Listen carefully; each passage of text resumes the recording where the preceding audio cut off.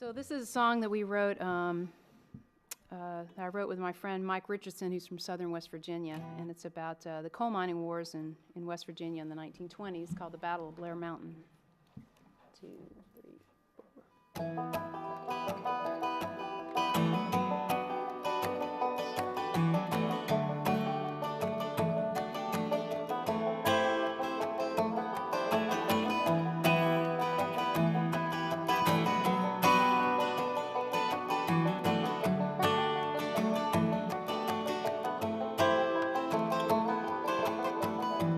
Find a vein, drain the black gold. Open to God that the timbers hold. Like my father before me, it's all I know. We live only to harvest the coal, harvest the coal.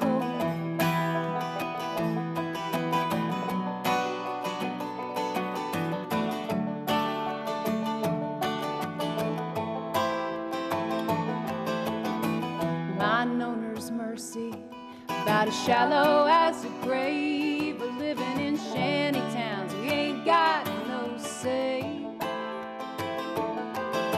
The 14-hour shifts, such a meager wage, and Mother Jones can't help us now anyway, anyway. We'll take the roads, we'll take the trees by force. Oh, deliver us alone from the gathering stores. Lay down your Bibles, take up your guns. Blair melted, here we come. Oh, here we come.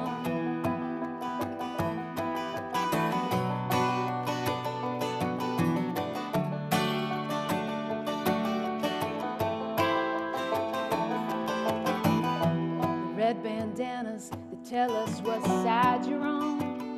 Yeah, we're the rednecks of the Union 1921. We'll leave tonight at 13,000 strong and take the fight to Blair Mountain before the dawn, before the dawn.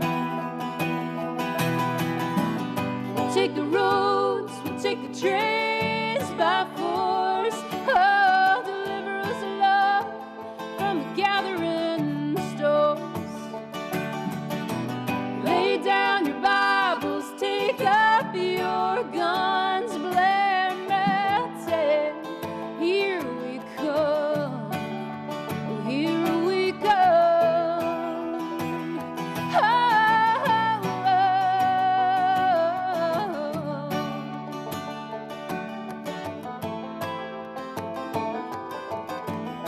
I fight for my father, still buried in the mine. I fight for my son, so he'll have a better life. We're soldiers of a great war, and it don't seem right to treat a man like a dog just to make a dime, just to make a dime. We'll take the roads, we'll take the trains by force. Oh, deliver us alone from the gathering stores. Lay down your Bibles, take up your guns. Blair melted, here we come. Oh, here we come. Here we come.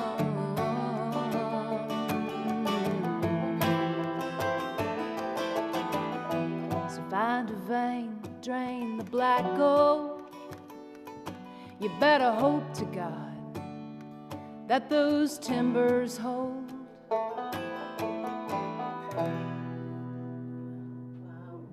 Yeah, wonderful. Wonderful. Thank you. When the union's in inspiration through the workers' blood shall run. There can be no power greater anywhere beneath the sun. Yet what force on earth is weaker than the feeble strength of one? But the union makes us strong. Solidarity forever. Solidarity forever. Solidarity forever. For the union makes us strong. Is there aught we hold in common with the greedy parasite, who would lash us into serfdom and would crush us with his might? Is there anything left to us but to organize and fight? For the union makes us strong. Solidarity forever. Solidarity forever. Solidarity forever. For the union makes us strong.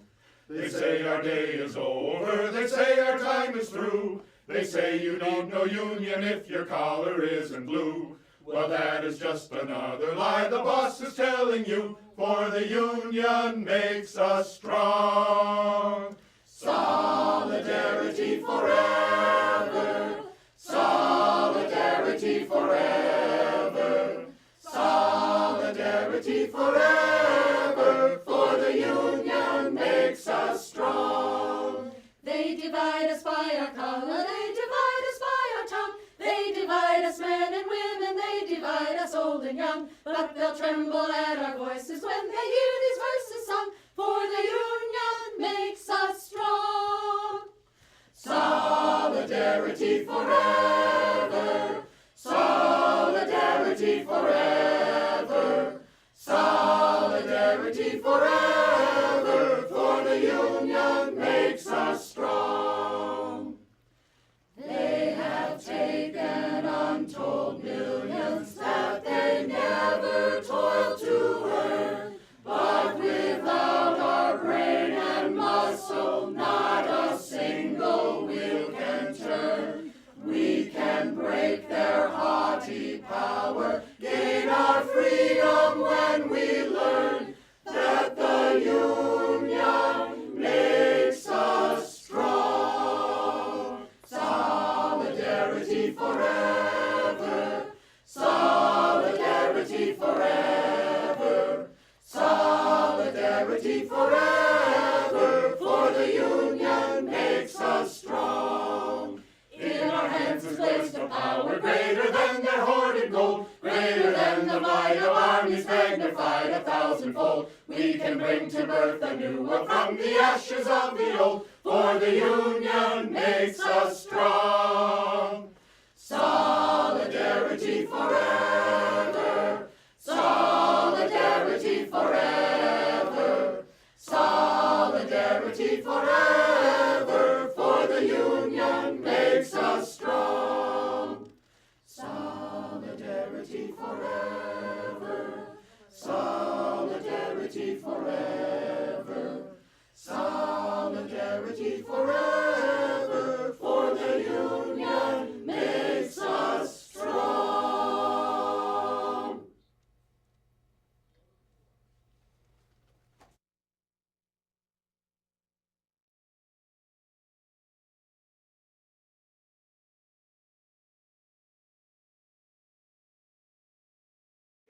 I'm not a coal miner, as you well know, but I'm as close as I could be not to be one. My father was a coal miner who was killed in the mines, and my husband is slowly dying with black lung. And my husband and me was in the strike in the 30s in bloody Harlan County, and I do mean it is bloody too. And they tell me, these miners say, we're going to stick it out unless Duke Power signs the contract till hell freezes over.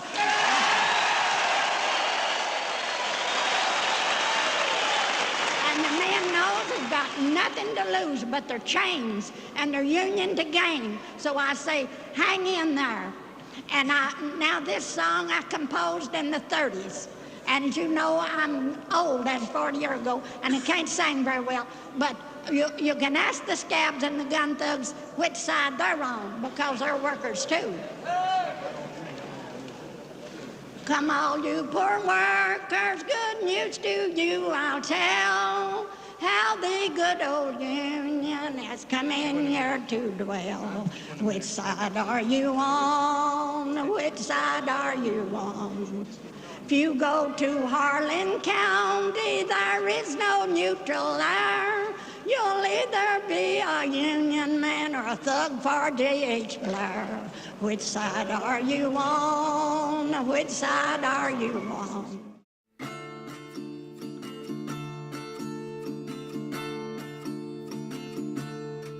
Oh, which side are you on? Which side are you on? Oh, which side are you on? Which side are you on? Come all of you good workers, good news to you I'll tell of how the good old Union has come in here to dwell.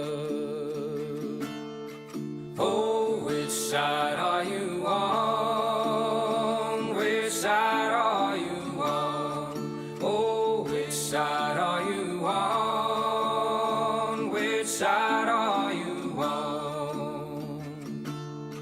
My daddy was a miner, and I'm a miner's son, and I'll stick with the Union till every battle's won. Oh, which side are you on? Which side are you on? Oh, which side are you on? Which side are you on? They say in LA County there are no neutrals there. You'll either be a Union man or a scab for the boss, beware. Oh, which side are you on? Which side are you on? Oh, which side are you on? Which side are you on? Oh, workers, can you stand it? Oh, tell me how you can. Will you be a lousy scab or will you be a man? Oh, which side are you on? Which side are you on? Oh, which side are you on? Which side are you on? Don't scare for the bosses, don't listen to their lies. Us poor folks haven't got a chance unless we organize. Oh, which side are you on? Which side are you on? Oh, which side are you on? Which side are you on? Oh, which side are you on? Oh, which side are you on? Oh, which side are you on? Oh, which side are you on? Hello, everybody. Hello. Oh, we are doing the late politics stream. We are on the late-ass politics stream. Hello, Jazz Dog. Hello, Axolotls with Cream. Hello, Mr. Miyagi. Hello, Dragonfly. Hello, Little Morphine Annie. Hello, Punky Gal. Hello, Mr. Malachite. Hello, Odd Spectre. Hello, KM Stas. Hello, Christinos. Hello, Banana Brains. Hello, John Smith. Hello, Weird Beards, one of the VIPs of Twitch chat. Hello, A Cab includes Tone Police. Hello, Aska. Hello, Josh. Hello, Lucia. Hello, Tempestuous Teapot. Hello, the all-powerful Kagan. Hello, Alan Eris Dresner. Hello, Psycho Salad 665. Hello, Dr. Robotnik. Hello, Horizon. Hello, Gamer G. Hello, Super Jet Guy. Hello, Salmon Moose. How can we all have died at the same time? Hello, Koopa Shell. Hello, Why Yes They Are. / Eyes Rolling. Hello, Catalina Gearbox. Hello, everybody. Looking amazing? See, that's the power of fashion, my friends. All I did was my eyeliner, a little bit of concealer, and then I threw on this dress because I wanted to look a little bit more professional than, like, wearing the sweatshirt I was wearing. I wish I had style. 90% of it is just wearing clothes that are appropriately fitting. Hello, Firefishy. Hello, everyone. I'm sorry I was so late. I was doing things today from the second that I got up. I woke up, I exercised, and then I had to go and run all over the creation, doing stuff, and then I didn't get home until I think like 9:30-ish. And I also made, as a way of kind of de-stressing myself, I made half a turkey breast and made like a childhood recipe that I really like that I haven't had from my mom in a while. And yeah, that is currently cooling in the oven. It took a while to make, but now I'm here. Hello. Hello, everyone.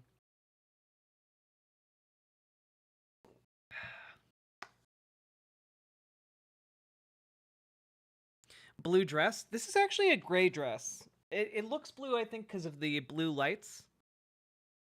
But it's kind of gray. I like it, though. It has pockets. Yeah, I made some turkey tetrazzini, Stoudman, and it's gonna be bomb.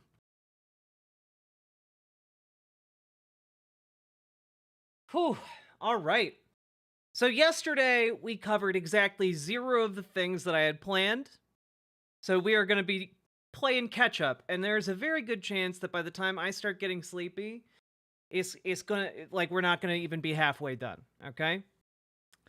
Now, I have put together several segments here, and I think we're only going to get through 3 of them. We might not even get to the main thing that I put in the title of today's show, but the final segment that I have in mind, I think we're going to be angling towards that, so this might be kind of like a part 1, part 2 type of stream. You've been saved from Jenksgiving. You have been saved from Jenksgiving. Though we are still going to go after the Pod Save America crew, okay? We are going to critique liberals because I feel like now is the time to bully liberals. And by the way, bully liberals in the, like, leadership of the Democratic Party, not bully liberals who are, you know, just fellow citizens. You know, present them with better ideas, of course, but, like, don't be mean to, like, other folks who aren't politicians. But now's the time to, like, present the narratives that are going to push back on, you know, the worst impulses of liberals to blame, like, trans people for losing elections or whatever. Yeah, punch up. Exactly, Sweet Blasphemy. You get the assignment.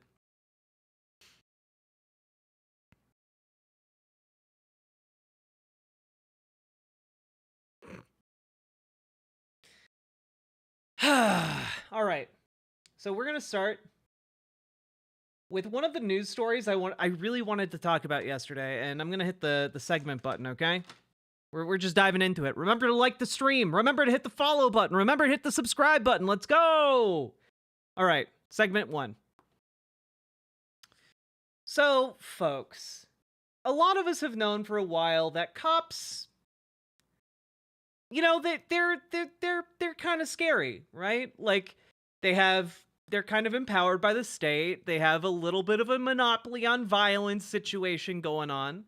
And you know, they can kill you if they want, and if they do it in the right way, they get plausible deniability. And one thing though is, we also know that cops can form gangs within police departments. The LA Police Department has like several gangs operating within the police. And you know, that seems all really bad, right? But one of the things I really didn't see coming, and in retrospect I'm kicking myself, is a story that came out the other day that indicates there's another unaddressed and unreally looked at problem among police officers, and that is they're also arms dealers.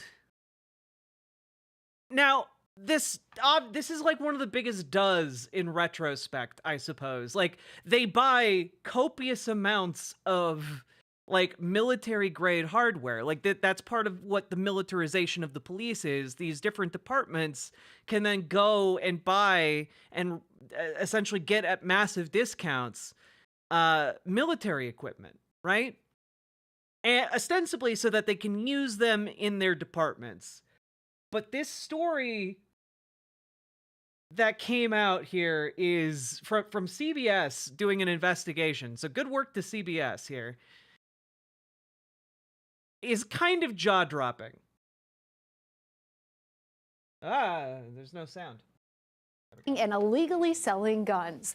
A review of government audits and court records over the last 20 years uncovered instances in 23 states across the U.S., plus Puerto Rico and Washington, D.C., for a total of more than 50 cases. And people who were supposed to protect and serve were selling these high-powered guns and making a steep profit.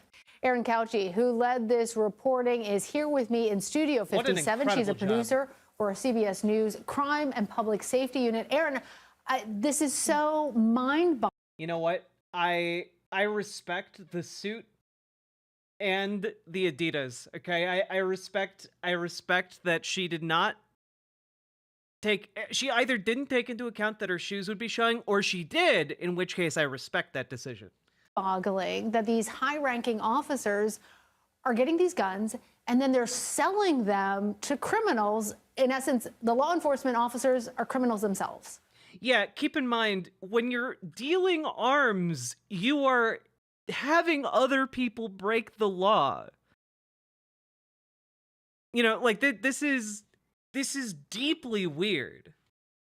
Right. So the key is that these weapons are usually deemed too dangerous to be on the street. So they're using their access as law enforcement officials to gain access to things that otherwise wouldn't be on the market. They're saying we need this for our official duties to serve and protect, but actually they're secretly turning around and they're selling. They're buying them because they're law enforcement officials, or they're requesting them? Tell me more. It runs the gamut. So there are 50 cases all across the country. Too dangerous for the streets, like machine guns. I'm gonna spoil this story a little bit. One of the things that cops were trying to get their hands on were M134 Gatling-style miniguns. Not like we're. If you're unfamiliar with Gatling guns in the modern era, that gun can shoot 6,000 bullets a minute.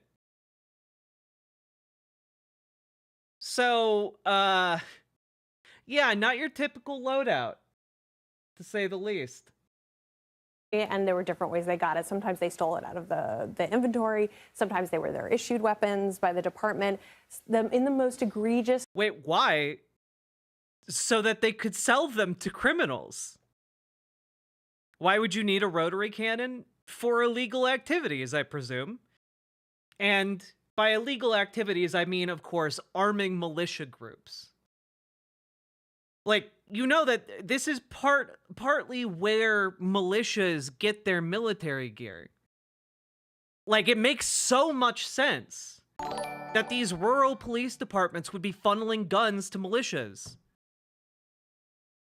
The trailer for Lord of War 2 looks fucking wild. Thank you for the $2 super chat. Cases, there were battlefield weapons, and that requires them to go to federal regulators, ask for special permission to gain access to them. And just to give you a sense of what kind of weapons these could take out an armored tank. They could go through a building at the other side, hit a target 18 football fields away. They can take out a military helicopter. That's an example from a real case. We found an Iowa police chief in a 3-person police department. Town was the population of less than 800. And he had requested over the course of 4 years 90 machine guns to get access to. He'd gotten approval. It took until he requested a Gatling-style machine gun that spewed 6,000 rounds a minute for federal regulators to say there's something fishy going on and starting to look into it. I'm really sorry. How does a police department of 3 officers ordering 90 machine guns not set off some kind of alarm in your system? How? A cool fiver to Forward Fidelity. Firefishy, thank you for the $5 fiver. Like, how does buying a gun that can down a helicopter make sense for some of these? Like, again, if you're buying 90 machine guns, it's not for your 3 guys. And the people who are interested in illegally buying those machine guns are criminal gangs or militias. And you might ask, what's the distinction? There's none.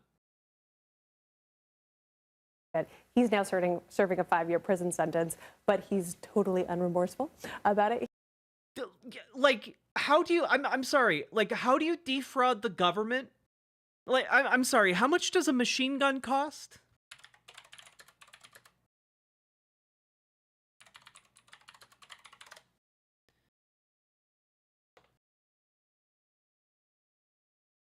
Okay, like about $700 times 90. And you know what? They're probably selling it at an upcharge. Oh, and GamerG, this isn't just this case. This is just one out of dozens of other ones. And like, he's gonna serve 5 years in prison. He probably made an ungodly amount of money off of these deals. He just says it's a business. It's not illegal to sell things in this country. And he's appealing his sentence because he just doesn't think it's a crime. He stole weapons from the government, sold them for his own personal profit, using your goddamn tax dollars.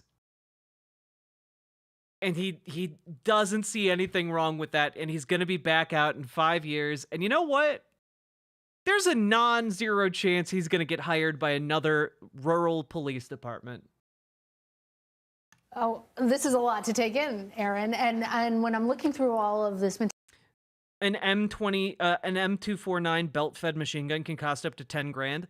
Damn. Okay, he probably made bank. material, I'm seeing here that your team also uncovered social media posts where the buyers are talking about how they got the officers to sell weapons. Tell me more about that. So when you're talking about machine guns, you do have to go to the federal regulation because there's been an outright ban in the United States since 1986. No one can have access to them. The one exception is official government use. So they go to federal regulators, but all you need is a letter. Oh, I'm sorry. Okay. He was not selling them for $700 a pop.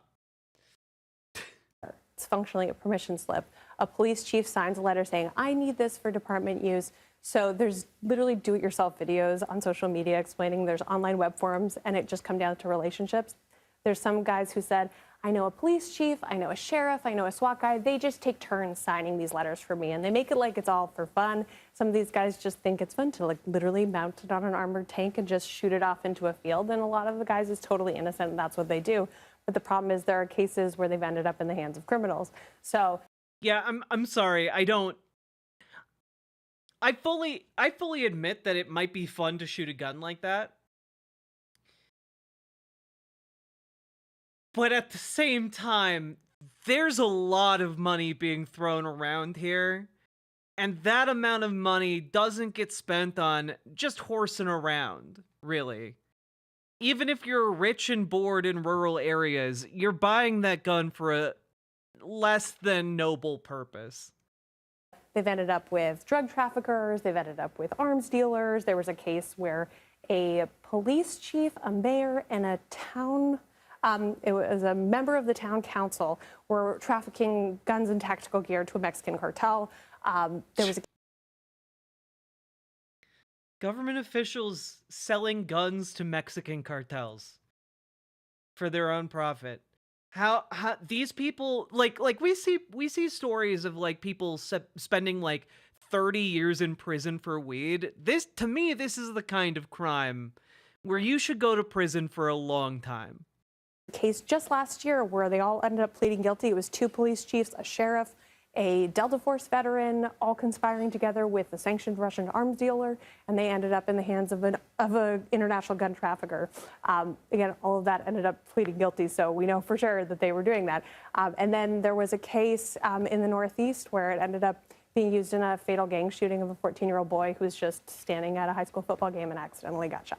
So most of the cases don't end up in those egregious situations, but they certainly have and do, and these are law enforcement officials. And arguably, that's the whole reason why they're supposed to have these permission slips, because once they get out into the public, then they're uncontrolled, and then you don't know where they're going to go next. But I'm also seeing here that there's some former ATF agents that you spoke with that said that they were reluctant actually to charge these officers who sold. Jail. You know, there's a very simple solution to this. Jail. What, you were reluctant to do your job and end an arms smuggling operation? Jail. Thank you for telling us that. Fired. The weapons. What's going on with that? So we spoke to about 6 agents who were the lead investigators on some of these cases, and the officers themselves were the ones that, or sorry, rather the federal agents were the ones who were actually really frustrated with this. They wanted to bring these cases, but they each had an anecdote about how they'd had to go to the department they had caught doing this, who had been doing it repeatedly, almost like as a course of business, that they were getting these guns just for the express purpose of selling them, even though they were supposed to be their department weapons. And they just had to say, I'm letting you off with a warning. Prosecutors were generally reluctant to try these cases, according to them. So it's fired. Like, I'm sorry, fired.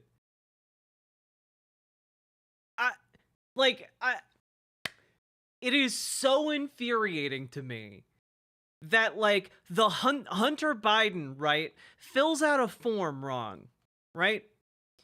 Lies on a form about his drug use, has a gun, gets prosecuted endlessly by Republicans. They make it a national news story. Departments across the United States are dealing guns onto the streets with your kids.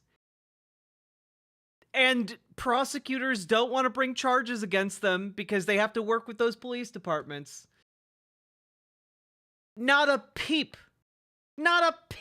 from any conservative politician. God. the prosecutors, not the ATF. It's a little bit of both. So to say the prosecutors don't really want to do it because the sentences are very light. Most of these cases, people make plea deals. They serve less than a year, just a few months. How do you steal tens of thousands of dollars of government property bought with taxpayer money and sell them for your own profit and you get less than a year? We have cops out on the street every day shooting kids over candy bars that they're shoplifting. But the cops who are actually putting guns onto the street are getting less than a year?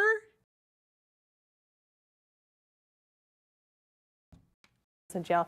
But we got an ATF memo from a few years ago that described this as a growing trend. That was in 2017. Look at this! How do you get like a year in prison for buying one of these and selling it to a militia? How?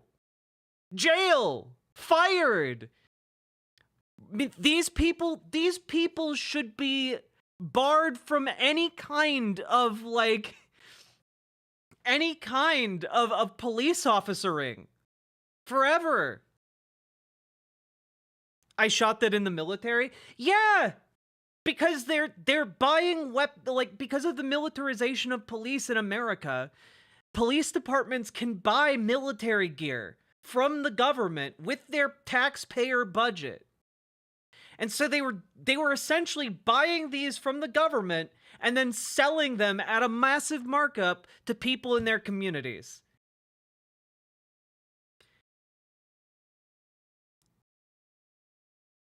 Like this should be massive action to curtail this. Massive crackdown on police engaging in this behavior. But not a peep. Not a goddamn peep. Instead, it's wall-to-wall coverage of like a guy who did an assassination, I guess. Whatever. This is a much bigger problem. Where are people getting all the guns to do crimes? Check the police department. And not a single politician on either side of the aisle is going to bring this up in the mainstream media, and it makes me sick. 17, and most of the cases we found actually have happened since then. So it seems to be, it's hard to tell if it's happening more often or they're actually just going after it a little bit more now. But the memo said it's our job to educate, not investigate. And I actually tracked down the senior agent who had written that memo, and he said, we generally take the posture, we don't question our law enforcement partners. They're our partners, we're just going to give them the benefit of the doubt, and it's really only in the very, very egregious cases that we actually pursue. So when they've gotten many, many warnings, when we've traced them directly to a crime, and that's when you start to see charges. So the more than 50 cases, that's just the tip of the iceberg. There's so much more out there that all... No, you don't have to educate them. You don't have to, they know. They know what they're doing is illegal. They just don't care because even if they get caught, it doesn't matter. Ah! All these agents are saying, oh yeah, I said, how do I look that up in the court docket? You're not going to see anything. Lady Raincloud, you should always be Erin here. Couchy, thank you. Thanks so much for having me. You can find Erin's full investigation into law enforcement illegally selling weapons on our website. Yeah. It's, I mean, this is so damning. Adair, Iowa had a population of 794, so it seemed suspicious when its 3-person police department asked regulators to buy 90 machine guns, including an M134 Gatling-style minigun capable of shooting up to 6,000 rounds of ammunition every minute. Federal agents later discovered Adair's police chief, Bradley Went, was using his position to acquire weapons and to sell them for personal profit. A jury convicted Went earlier this year of conspiracy to defraud the United States, lying to federal law enforcement, and illegal possession of a machine gun. Went was unapologetic and has appealed his conviction. Quote, if I'm guilty of this, every cop in the nation is going to jail. That's him. That's the guy who got convicted.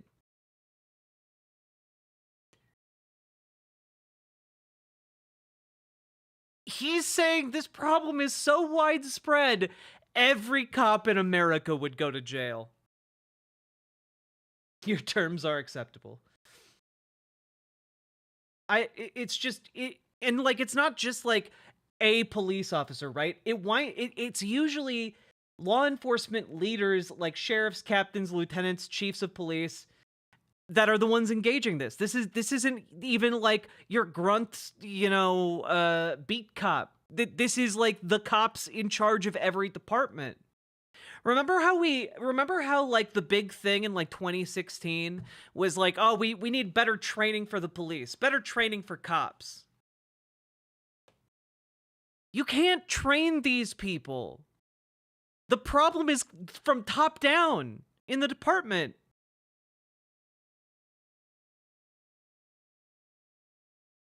You had 2 of those Gatling guns on a warship to defend it against small boats trying to board you. Yeah, like again, like these are the kinds of things you need if you want to get involved in like a full-on assault on like the US Capitol. One for each side of the ship. Yeah, you only need 2. God. I mean, it's really insane here, right?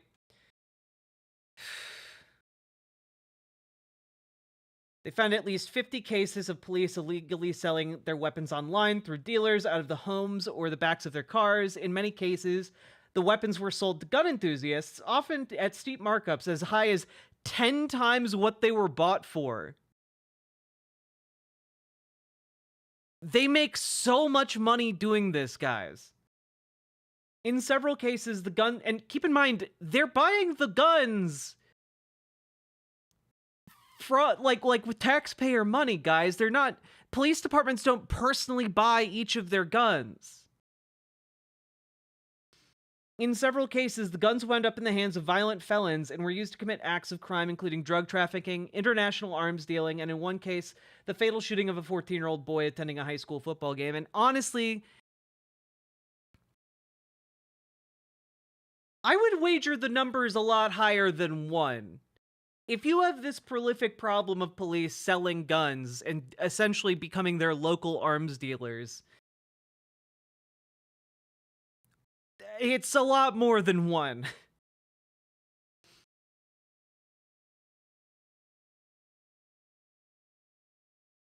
Yeah.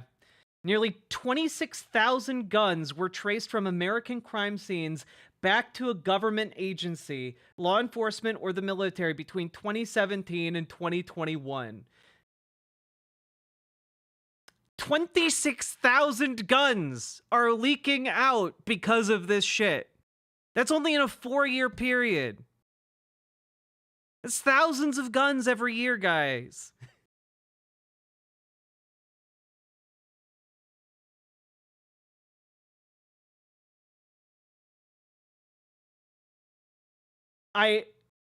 This is the shocking thing to me, right here.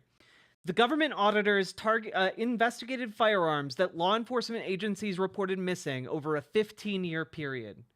The General Services Administration Inspector General found that more than 2/3 of all missing firearms from law enforcement agencies had not gone missing at all, but rather were inappropriately sold or traded, including Uzis and grenade launchers that were never recovered.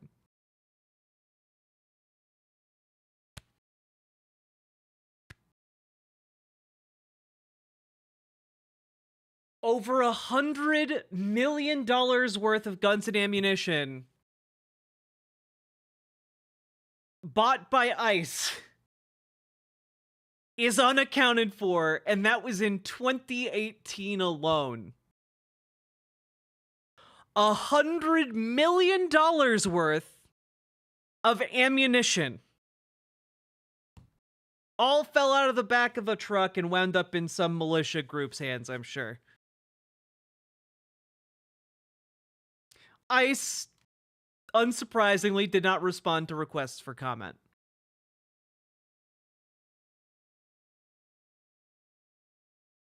Oh, God. Those cases are just the tip of the iceberg, according to interviews with half a dozen former Bureau of Alcohol, Tobacco, and Firearms agents who worked directly on these investigations. Several career agents shared anecdotes about letting police departments off with warnings after repeatedly finding their service weapons in the hands of private citizens. Not, by the way, not after they found that the guns were missing, after the guns had already been sold or traded to private citizens. And I just have to say, how do you think they find the guns in the hands of private citizens? It's when they're used. It's when those weapons are used in a crime. But it's the immigrants causing the crime and violence. Yeah, exactly. Yeah. The call's coming from inside the house.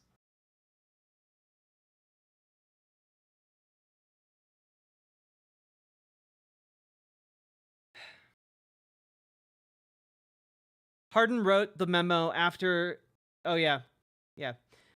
Hardin told CBS News that if officers persisted after being warned or if their weapons were traced to a crime, they should be held accountable, meaning that they're not currently.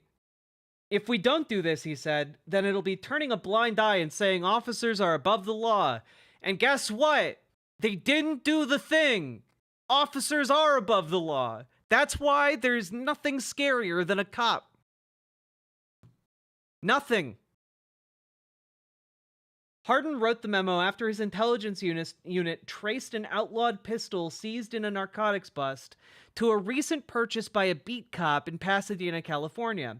Now retired, Hardin still remembers the officer crying on his shoulder when federal agents showed up to arrest him for illegally selling more than 100 weapons out of his home. The officer argued at the time that he didn't know he was breaking the law, but he later pled guilty. He served less than a year in federal prison and paid a $10,000 fine, but was allowed to keep his Porsche and Alfa Romeo.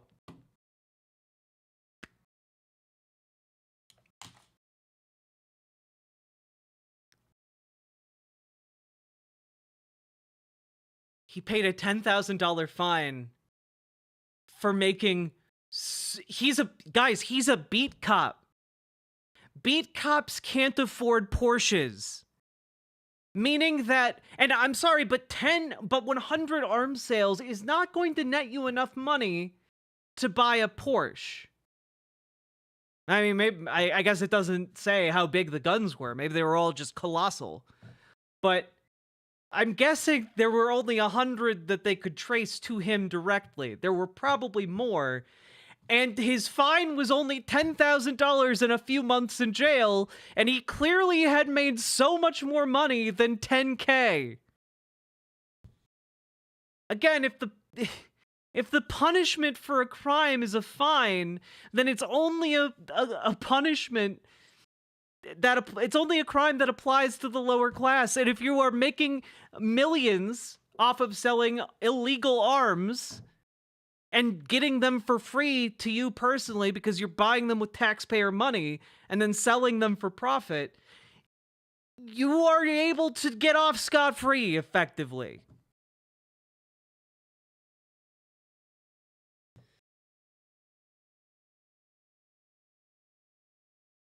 It's infuriating. It's infuriating.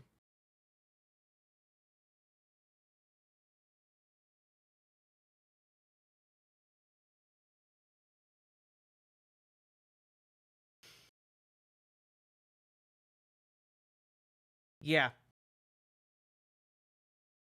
I don't know what to say other than I don't think you can really fix this. Like, this is kind of one of those blue screen errors on a systemic level. I don't know how you fix this. Usually I have some kind of prescriptive action or like hypothetical policy we could apply to prevent this, but it needs to be something where like prosecute that. And you know, actually here you go. I'm going to recycle one that I had in 2016. There needs to be a separate department that prosecutes police officers.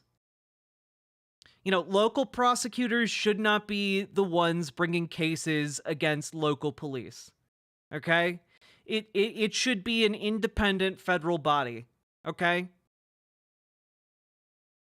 I think that needs to happen because in so many of these cases, any kind of oversight is hampered and like hamstrung by the fact that local prosecutors who work with local police are the ones who then need to charge those police if they break the law.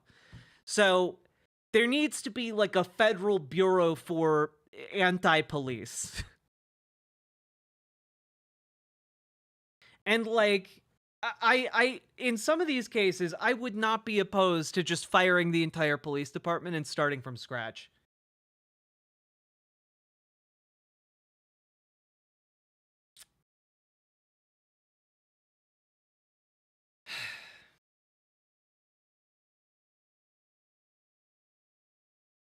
Oh, by the way, in case you're wondering, like, has it always been this bad? No. No, it hasn't. What made it get this bad, you might ask? Would it surprise you if I told you it was Donald Trump? Because this is kind of an important coda to the entire thing.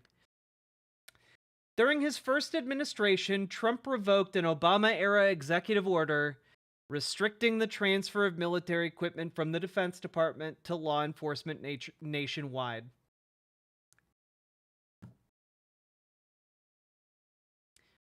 Donald Trump is directly responsible for a large degree of illegal arms dealing within the United States.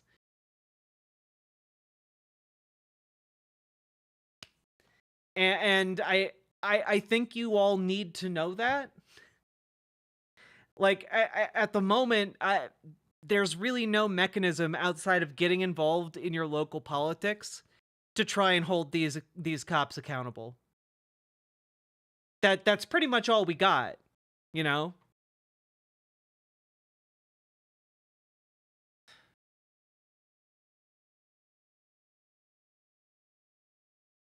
Well, yeah, One-Eyed Heathen, yeah, it's not just Trump, but the guy who made it possible for the Defense Department to give military hardware to police without any kind of hoops to jump through was Donald Trump. Did Biden not reinstate that policy? My understanding is that he did not. So I guess it's also on Biden, too. I'm sorry. Biden is a real coward.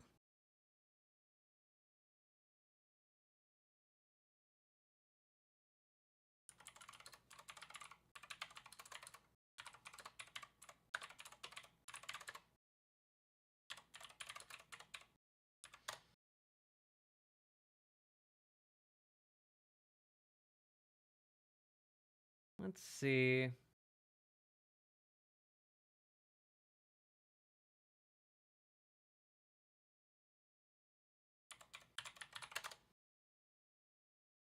Yeah, I can't. I mean, maybe he did, but I can't find it right now.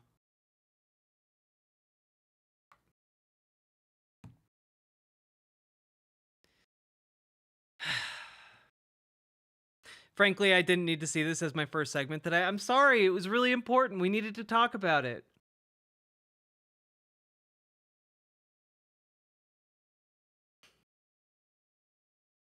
Sorry, guys. The news is bad. What can I say? That's a segment right there. We did it.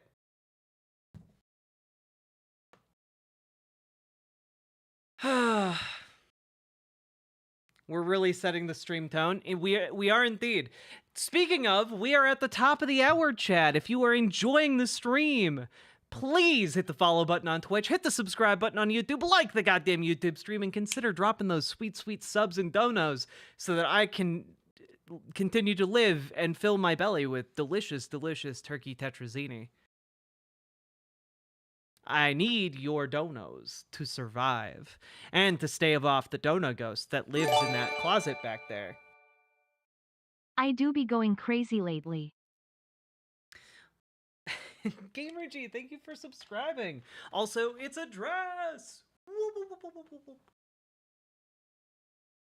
On the bright side, Nick Fuentes got arrested. Wow, spoiler much. Spoilers.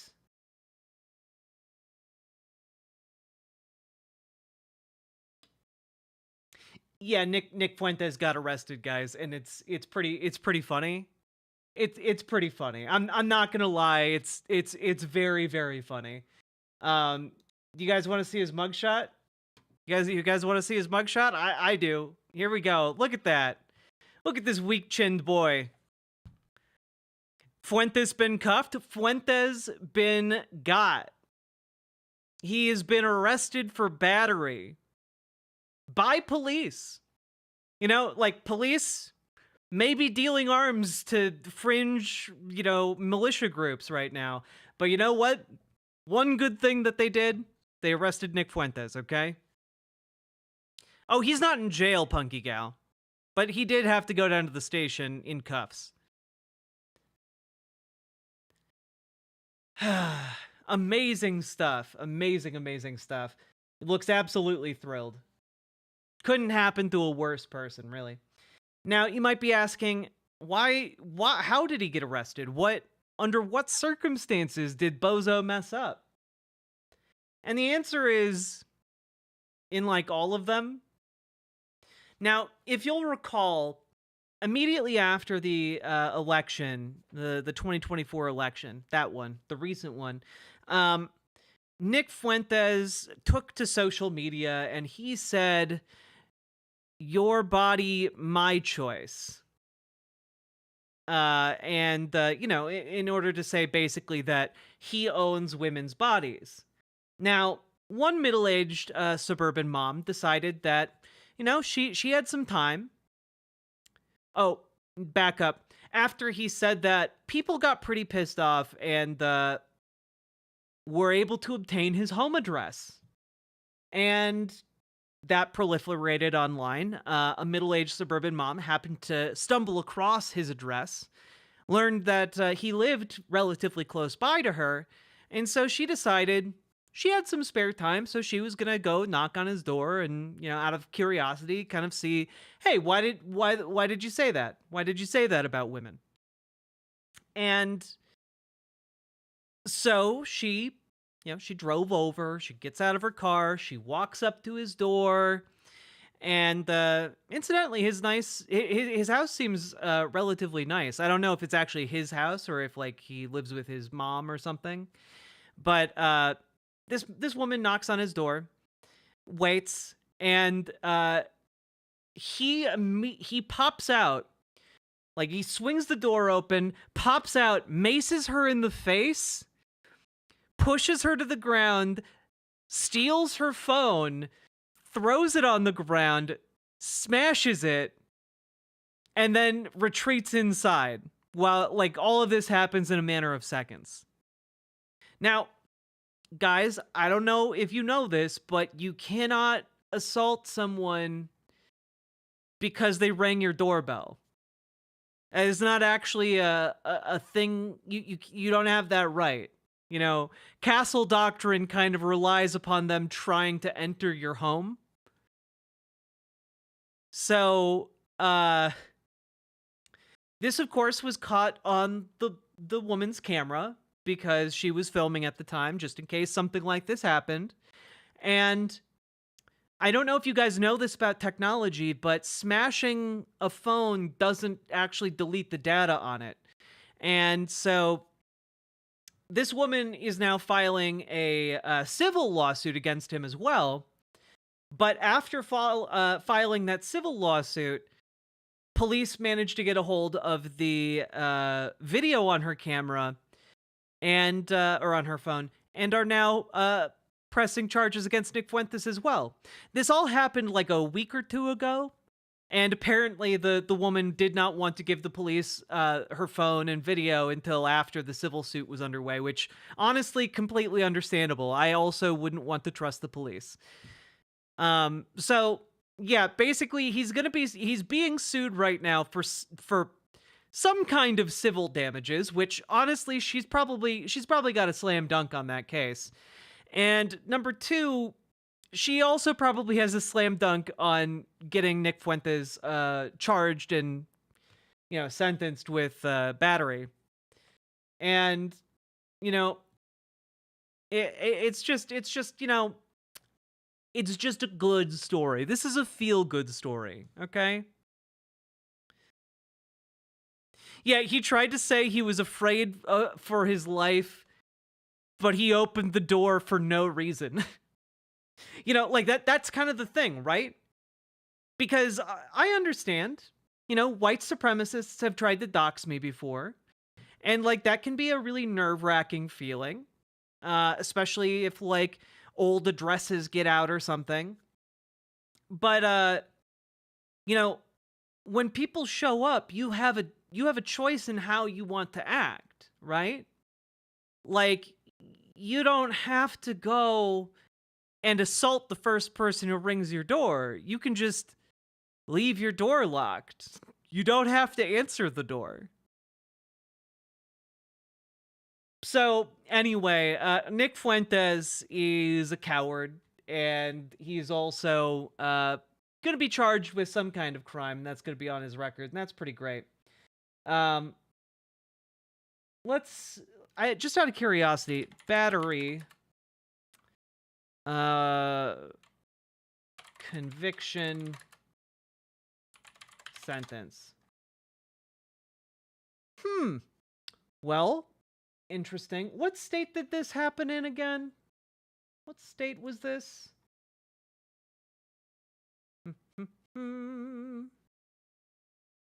He's being charged with misdemeanor battery. Oh, in Illinois. Okay. Just out of curiosity.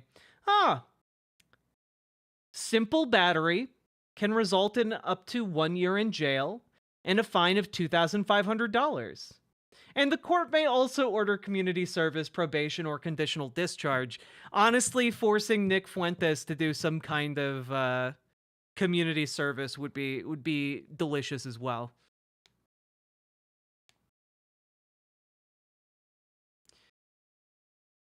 So yeah, he could go to prison for this, which I would like to see happen, because I like when bad things happen to bad people.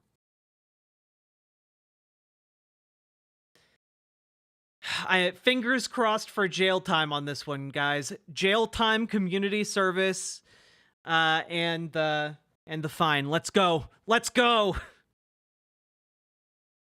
One can hope. You know, we live in a dark timeline, but sometimes good things can still happen, you know? And hey, you know, maybe while he's in prison, he'll be able to finally admit something to himself, okay? Surrounded by all those other men, maybe he'll finally be able to admit something he's long known about himself on the inside, okay? You know, you know, it could be a bit of a journey of self-discovery for him. Anyway, a lovely story that I hope counterbalances the previous not lovely story. He has to do community service in Jewish communities. Yeah, exactly. I want it to be something like that.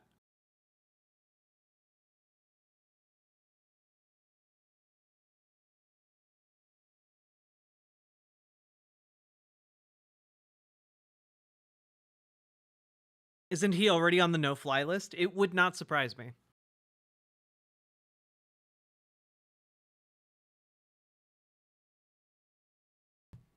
Now, folks, do we have any oilers out there? Oil? We finished it. We did another segment. You guys, we did it. We're 2 segments in. Look at us go. Look at me now, Dad. Oh, also, here's a picture of Nick Fuentes popping open his door to mace someone in the face. What an incredible shot. He's just haggard, just like... Amazing stuff. Yeah, oilers. People who can oil the stream engine.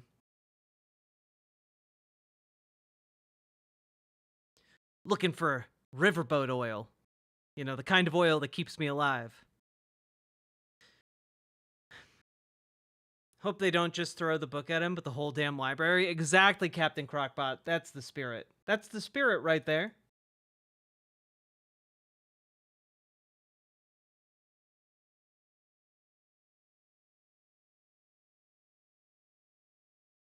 Also, in the spirit of good things can happen.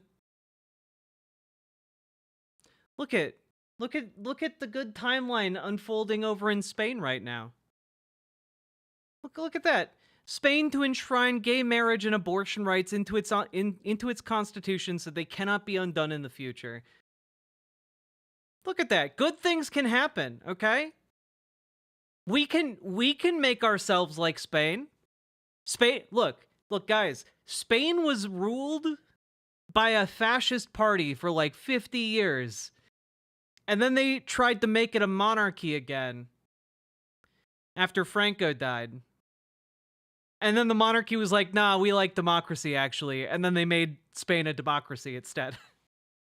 And, look, we can do that. You know, things might suck for a while, but we can make things better. And I think that's lovely. Look at how happy this man is. What a dapper lad.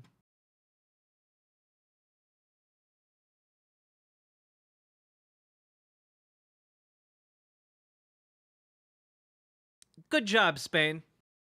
We'll believe it once Spain actually does it. That's fair. Oof. Crab rave for Franco? More like crab spit on his grave. Oof.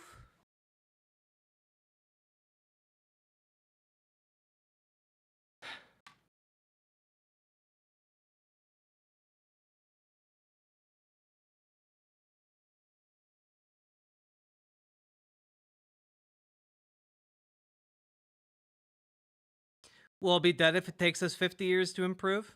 Well, yeah, a lot of us will be dead, but you know, we'll be dead for a better future, hopefully. That honestly, isn't that life? Isn't life all about like spending your time to better things for a generation you will never know? Like, I think that's kind of lovely, actually.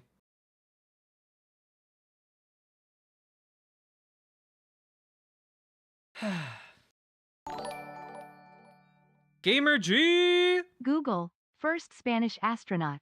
The result may shock you. Also, thank you for the $5 dono. Bringing a bit of that oil to stream. Really appreciate it. First Spanish astronaut.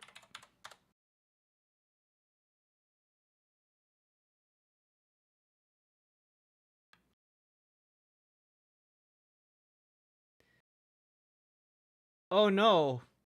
He was the right-hand man of Franco. Oh no.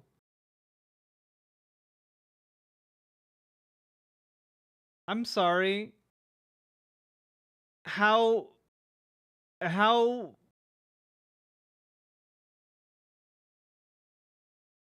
is there not a section of this about him in space?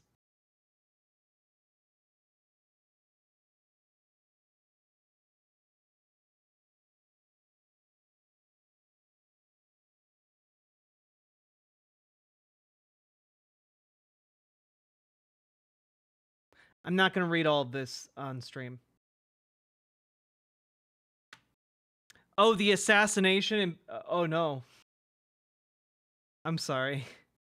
What?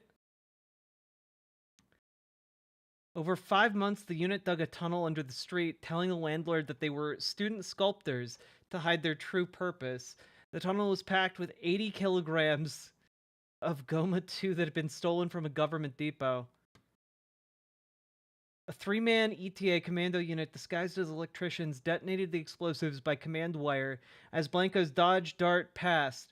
The blast sent Blanco and his car 20 meters, 66 feet in the air, and over the 5-story church, landing on the second-floor terrace on the opposite side. Blanco survived the blast, but died at 10:15 a.m. at the hospital. Okay, good.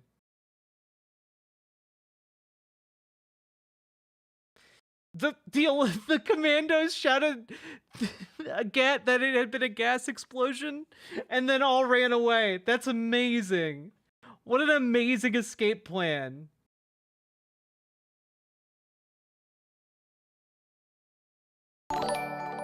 Incredible stuff. Yo, John Bogardus, thank you for the $2 super chat. The oil must flow. Thank you for some of that BWA energy. Amazing stuff. 66 feet in the air. God damn.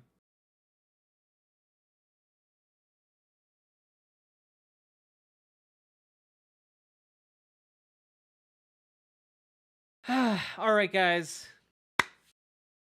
You ready to you ready to have a little laugh? In a way? From a certain point of view?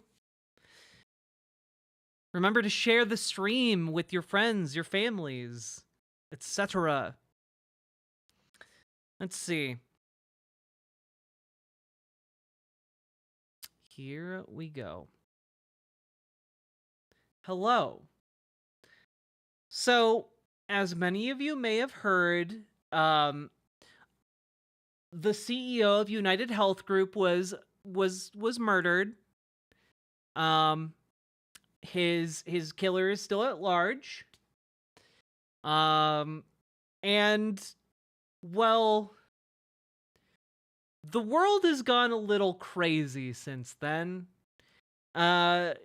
A lot of health insurance companies have removed their lists of CEOs and executives from their websites, which, I gotta be honest, if people want to know who's on the board of executives of any of those companies, you guys have a internet presence. They can just go like look at the Wayback Machine. You know, like it's not hard to find older versions of websites.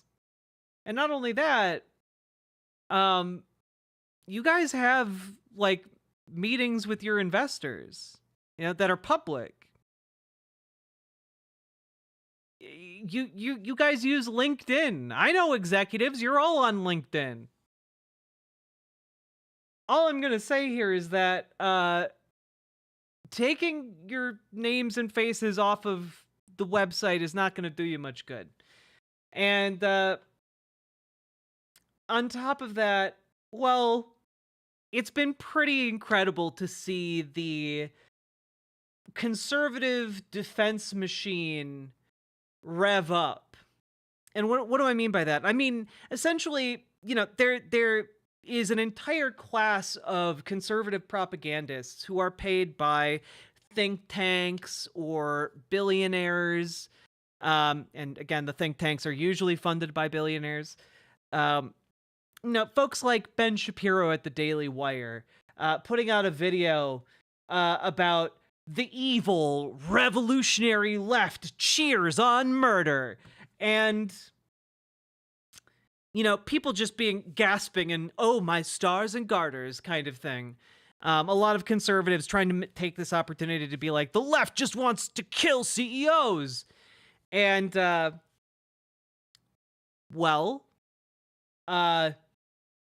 audiences are not exactly responding to this message, because remember how I've been talking recently about how one of the ways you can cut through like culture war discourse, and why I talked at length about why Kamala Harris should have run on like raising the minimum wage or ensuring housing or universal health care. Part of the reason you do that is because whether you are Democrat, Republican, Independent, or someone who typically doesn't vote, you hate the companies and the CEOs and the executives that ruin your life on a daily basis, you know? And the comment section on Ben Shapiro's video is incredible. And this comes to us courtesy of Mike from the Humanist Report here. Comments on the Ben Shapiro video. It's not just the left, Ben. I don't know why you're trying to keep pushing this as a left issue. It's clearly across the board. To claim that it's just the American left that's been cheering this on social media is delusional. Sorry, Ben Shapiro, it's not just the left. Just like constant comments about how, well, you know, don't get ahead of yourself, Ben Shapiro. It's not just the left that wants healthcare CEOs dead. It's also, you know, the right. Everyone, essentially every working class person would prefer if these people had a healthy fear of retribution from the public. So, yeah, a lot of people, they don't want to go out and murder a healthcare CEO, but they're not going to be upset if it happens. Like, most people's reaction to this has kind of been like, good. They should be worried. And, yeah, looking at the numbers, people denied healthcare claims, around 26,000 die every year.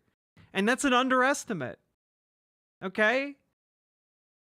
Like, should we want the people who run these systems that kill tens of thousands of Americans every year? Should, they're allowed to wish death upon tens of thousands in order to increase their profit margins? But, like, you're not supposed to react to that kind of inhuman barbarity with the kind of vitriol it deserves? Okay. All right.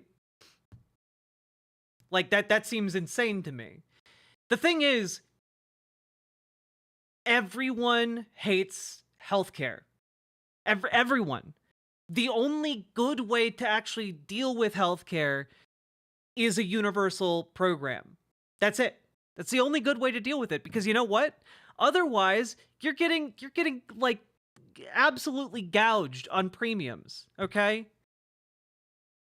And not only that, you're getting denied coverage when you already need it. Like, if you're paying your premiums, you're giving so much of your money to these companies, and then the moment you actually need to cash in and use some of that coverage you've been paying them for, they go, well, maybe not. And you're like, wait, but I could die if I don't get this. And they're like, well, have you considered that maybe you wouldn't? There's like a 5% chance you wouldn't die. This is an excerpt from a piece from NPR, which is a very interesting spin, but see if you can see what they're actually saying here. Americans generally say they're pretty happy with their health insurance, according to survey data from health policy research organization KFF. Unless they're sick, those with fair or poor health are nearly twice as likely to be displeased with their insurance compared to those with good health. Yeah, because people with good health don't use their insurance. The second you actually have to interact to any significant degree with the insurance system, your hatred explodes. Okay? Like, to any degree, let alone if your health is poor, And that's because these companies make money by not covering you, right? When you don't need health insurance, they're just making bank, okay? They don't have to provide you any service. They don't actually have to pay anything. It's great. You're just giving them money. What a brilliant business model. And so they're heavily incentivized to continue that by not doing anything for you and continuing to make that money without spending any money. And I want to really hammer home how bad these systems are. They are so bad that the people who work within the bureaucracy of these insurance companies find it to be hateful. Like, they hate themselves for having to spend their days telling, like, elderly women, I'm sorry, your insurance just doesn't cover this. They don't want to do that. And so few people do this job. And, well, what do you think happens in this circumstance here? That's right. They bring in an AI model to deny healthcare. If people won't do it, we're going to get an AI model to do it. even though it's wrong 90% of the time. And United Health is now being sued for that because essentially the lawsuit is alleging that 90% failure rate, that is simply canceling claims, is intentional. They intentionally made it wrong in order to lie to people who are entitled to coverage.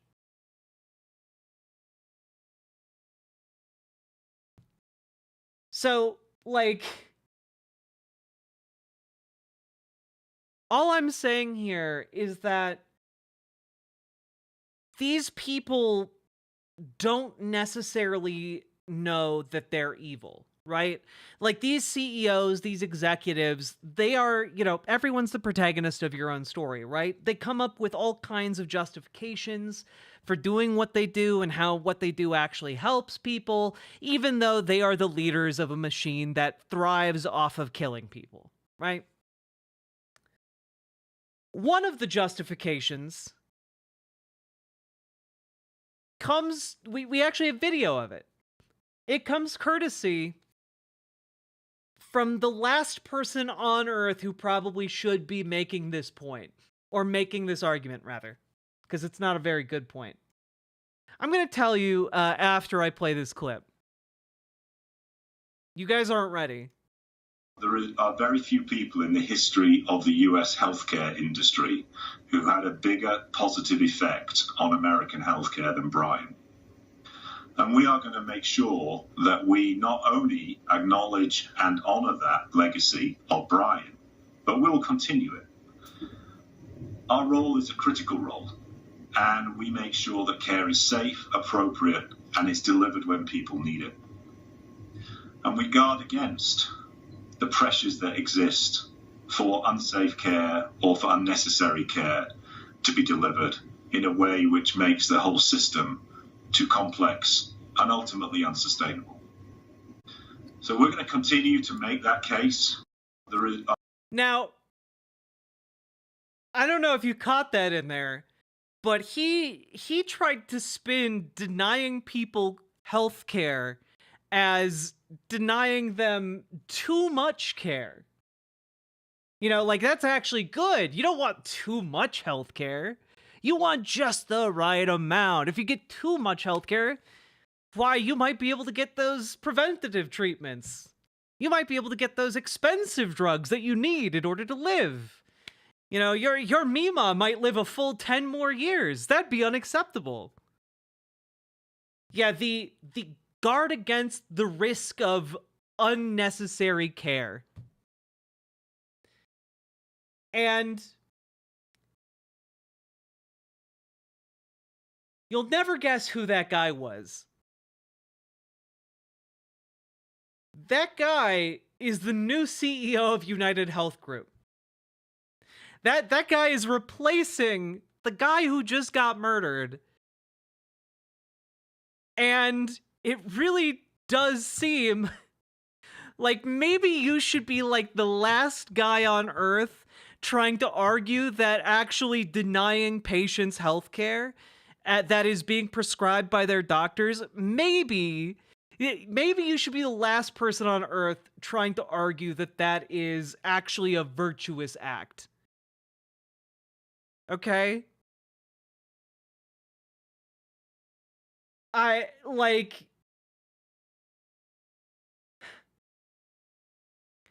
said this on Twitter, but like, the capital class, while spreading suffering and death, cannot conceive why the working class wishes them nothing but suffering and death in return.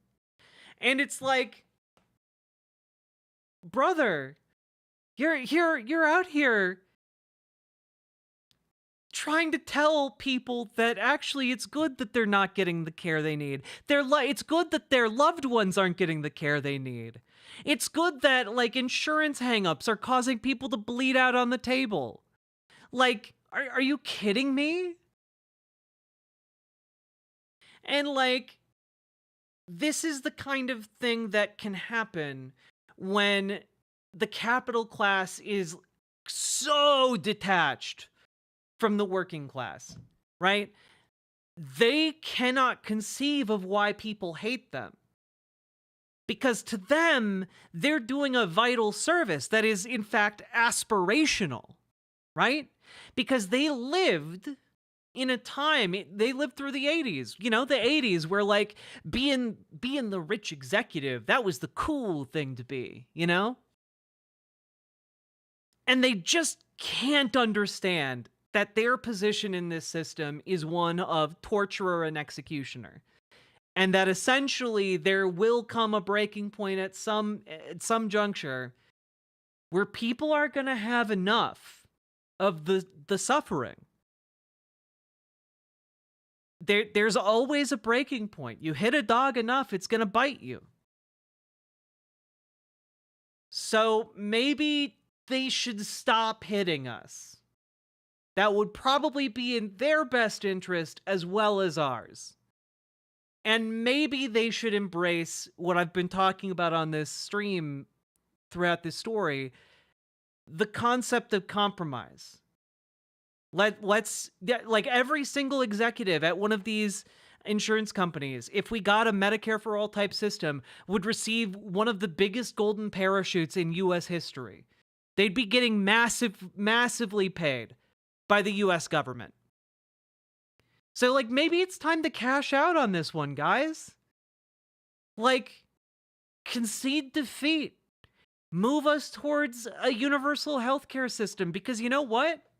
There are other types of insurance companies you can go run where, you know, your meddling will merely irritate people instead of kill them. You know? You could be the CEO of a life insurance company. You could be doing anything. All right? CEOs are like interchangeable cogs. You could go to a completely different industry. And the thing is, they're not going to do that, right? And so I'm kind of the mind that this is going to continue happening and get worse before it gets better. But I'm just here to tell you that there is a very easy solution here, which is embracing universal healthcare, Medicare for all, and raising wages to be livable. That's the full stop. So I'm just kind of baffled here, but you know, we're not quite done with this because of course the Humanist Report over here threw this up, and is that a Brad Palumbo? TikTok is celebrating a murder. This is dark. Someone who profited, and all of the comments here, man. Someone who profited off of human suffering as a career was killed. Poor guy. Like, so many people just like going, yeah, you know what? Us conservatives, us libertarians, we're in favor of this too, actually. Like, I've never seen an event like this unite so many different people across the aisle. And it's worth wondering why that is if you're someone who hasn't understood why people are doing this up to this point. Ask why might people hate insurance CEOs and why people might think the world is better off without them. The answer may surprise you. Yeah, I haven't seen society so united in purpose since Pokemon Go came out. It's wild. It's wild. Anyway, I was considering, you know, I feel like that segment had a good ending point there. Let's just end it there. I don't actually want to go through Brad Plumbo's video here. That is 35 minutes long. Chilling assassination that was captured on video, which of course I'm not going to show you here, but it's pretty disturbing stuff. The investigation is still ongoing, so we're still speculating about the shooter and the motive and all of that, but many people suspect it has something to do with the measures your... Oh, look at that. He took his shirt off for the ad.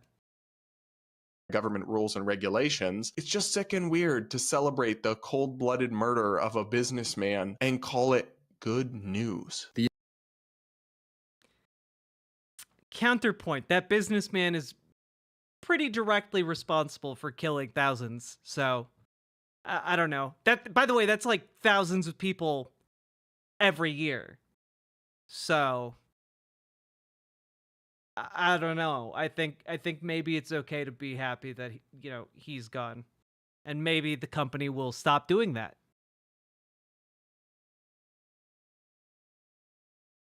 Anyway, we're not going to watch this video. I find Brad Palumbo very boring. I should probably go over more of his content, considering he has 154,000 subscribers, but like, good God. Can we talk about social murder?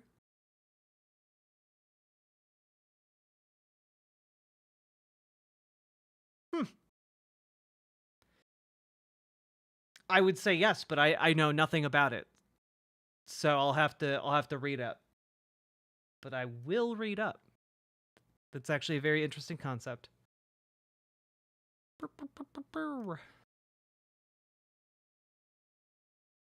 Segment done.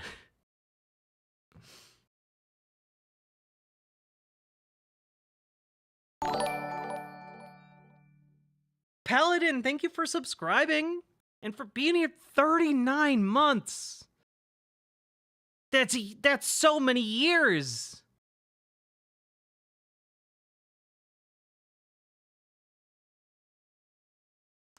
I'm trying to avoid that rhetoric, but kind of fuck them. Yeah, that's kind of, yeah, no. Like, I'm not saying it's good to murder CEOs, but I am saying that, like, I completely and totally understand why someone would and why people are happy about it.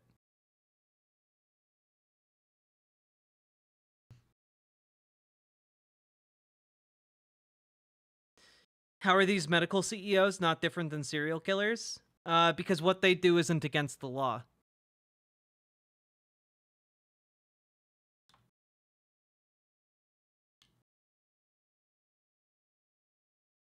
Damn, you look cute. Thank you.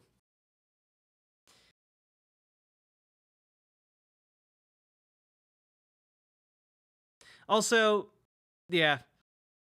Not gonna lie, I kind of feel I'm not you know what? I'm not gonna say the thoughts I just had. I'm not gonna continue to elaborate. We should change topics. We should change topics before I inadvertently stumble across TOS.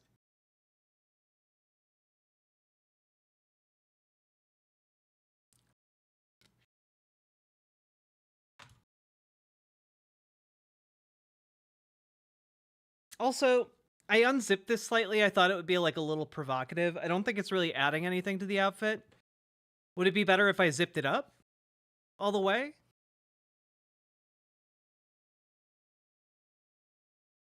Or is it good where it is? Hey, Gerodimus Prime.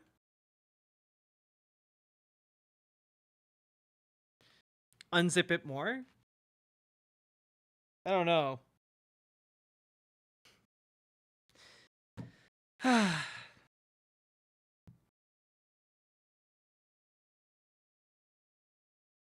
All right. We did it. We did it, folks. Okay. Now, I am going to preface this. Good night, Dragonfly. Get good sleep. I am going to preface this by saying this next story is going to make you all very mad. So, just letting you guys know that it's going to make you mad. And maybe you should prep for that a little bit. Get your screaming pillows ready. Okay. Hitting the button. Also, like the stream, share it around, etc., etc. Okay. Oh, also, if we get, you know what? If we get 10 subs, I'll let my hair down. There you go. There's a sub goal. Okay. So, folks, we need to talk about a recent piece that went up on the Times of Israel's website. Many of you may have heard of it. Many of you may have seen screenshots of the title. But I was really curious about what it actually wound up saying. And in the course of me kind of investigating said article, well, I found that this is not an isolated case, okay? And what I'm talking about kind of circumspectly is a blog was published on the Times of Israel website titled Lebensraum Needed for Israel's Exploding Population.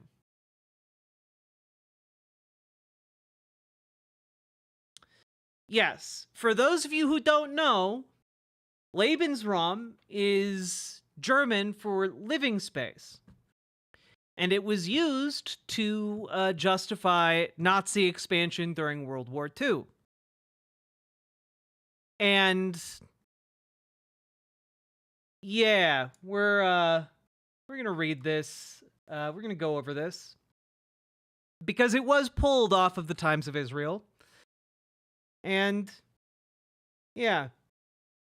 Now, you might say, "Oh, well, it's a blog. You know, it's not overseen."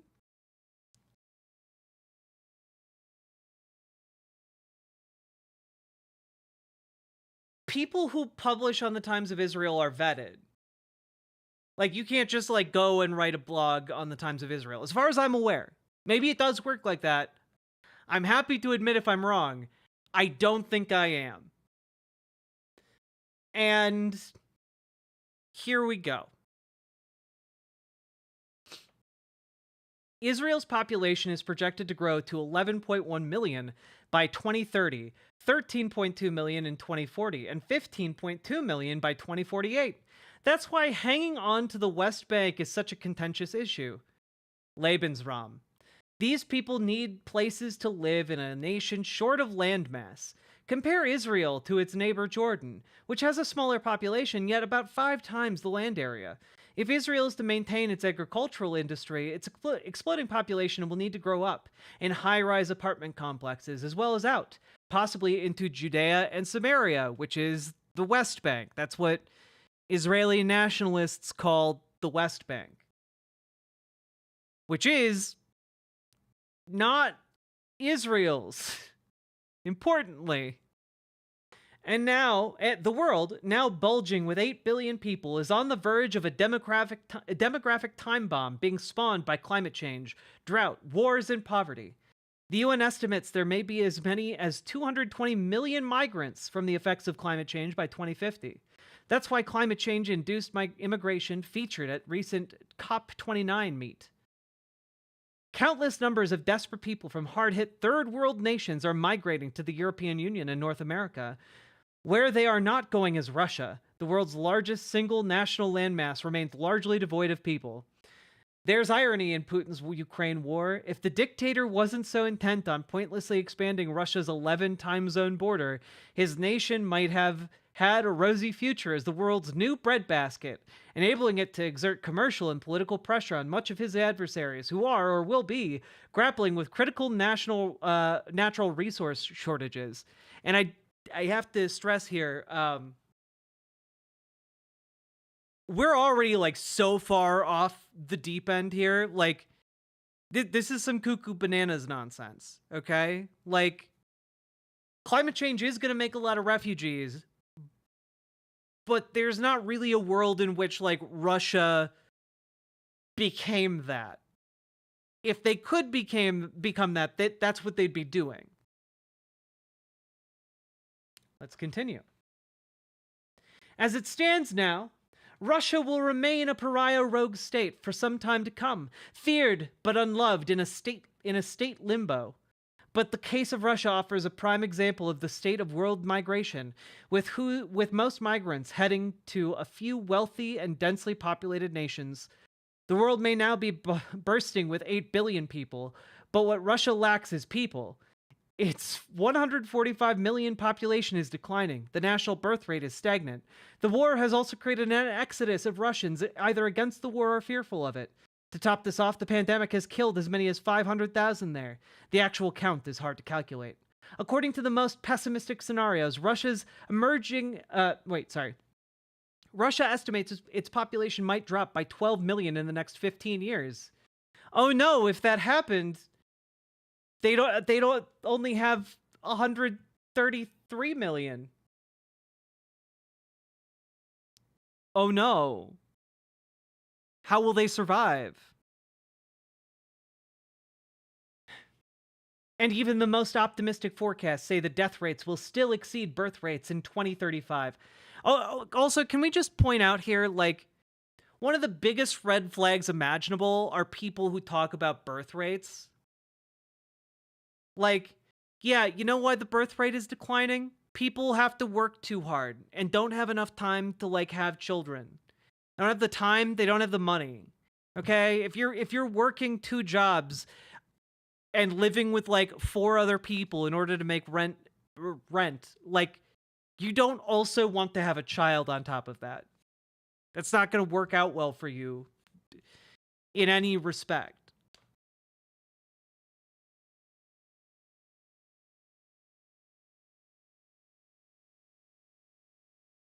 Oh yeah, no, this is absolutely a white nationalist screed here.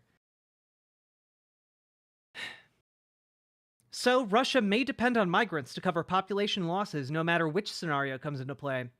The US says more than 1 million Ukrainians have been forcibly taken to Russia. The fact is, Putin needs people to populate the world's largest nation, and kidnapping more than 1 million Ukrainians is a start. But Russia's low population density, only 9 people per square kilometer, 199th place of 213 nations, is a blessing and a curse. The curse is not having enough workers to man any future growing consumer activity. Something that hasn't been a priority for Putin's 22-year reign. By comparison, St. Kitts and Nevis, the smallest nation in the Americas, is ranked 64th in the world with 206 people per square kilometer.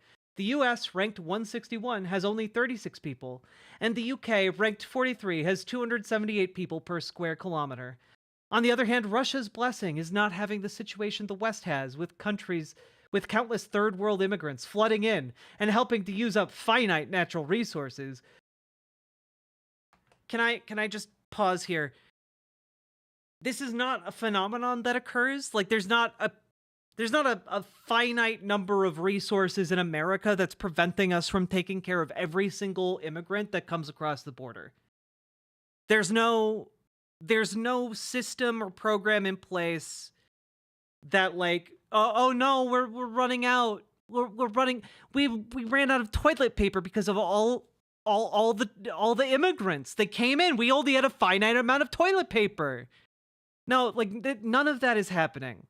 We have more than enough food. We have more than enough shelter. We have more than enough, like, energy. We have more than enough water. We have more than enough everything. There aren't shortages happening because of migrants. This is psychotic.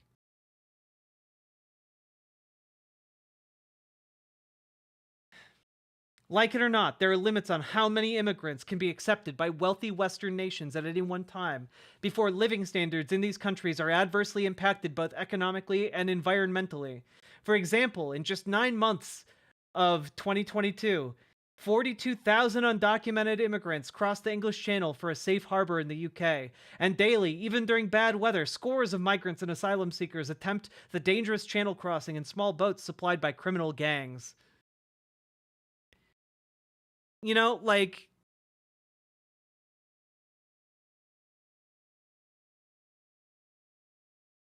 the UK can handle 42,000 new people entering the country. That's not a lot of people for, like, a country. A couple dozen tried to cross the channel in boats? Oh no! Truly, they'll be the straw that broke the camel's back.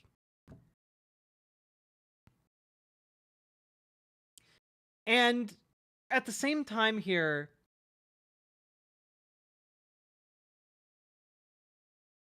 I kind of see where this is going, and I don't like it.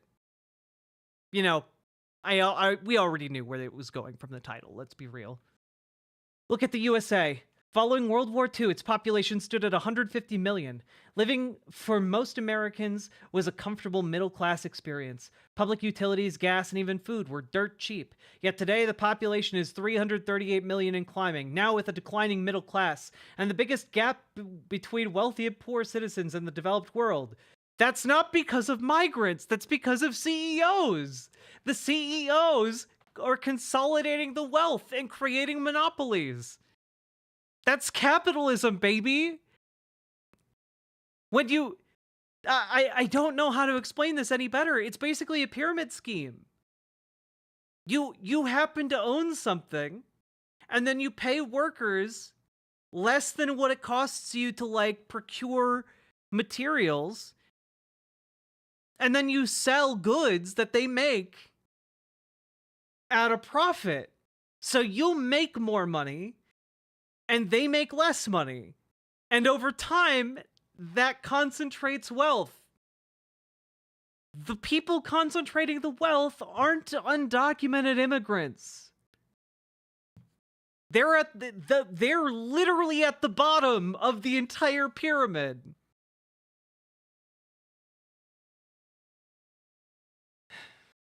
It's no longer just a matter of jobs for people. There's plenty of work available in the US and UK for new arrivals.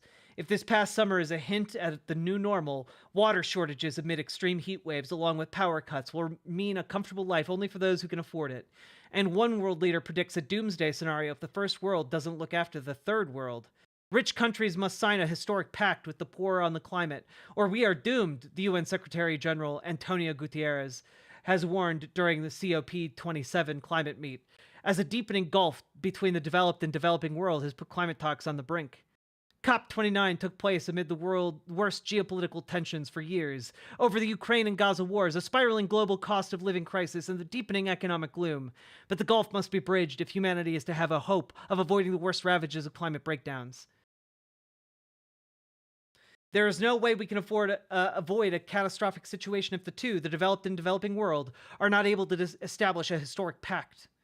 Because at the present level, we will be doomed.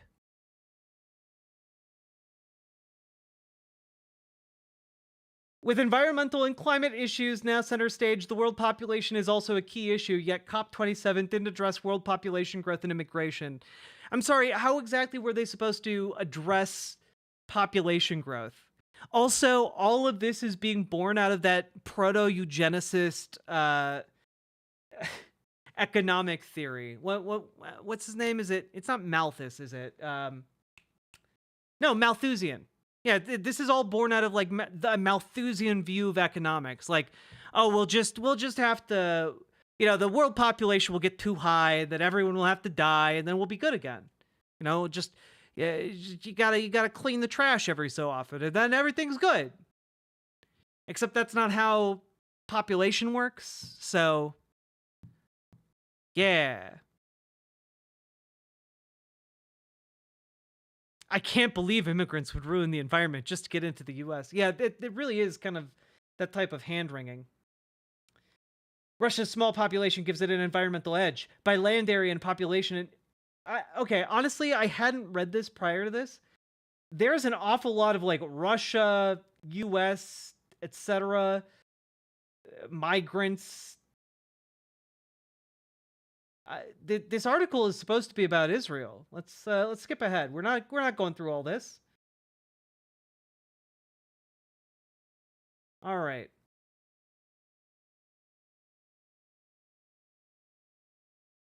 Just an entire list of countries by population density. This is psycho shit.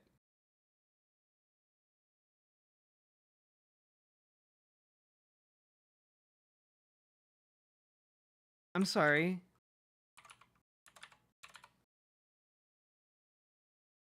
Where else is Israel mentioned in this article? It's literally not mentioned after the first two paragraphs. What the fuck? Is this like an AI thing? Did this guy just like AI dump, or was... like the initial justification is just, well, I think we'll need to like occupy the West Bank and colonize it because we'll need living space. And then the entire rest of this article is basically just laying out, well, the rest of the world is going to be struggling with living space, and so Israel's also going to be struggling with living space. And really, by holding onto the West Bank, we're not doing anything different than the rest of the world.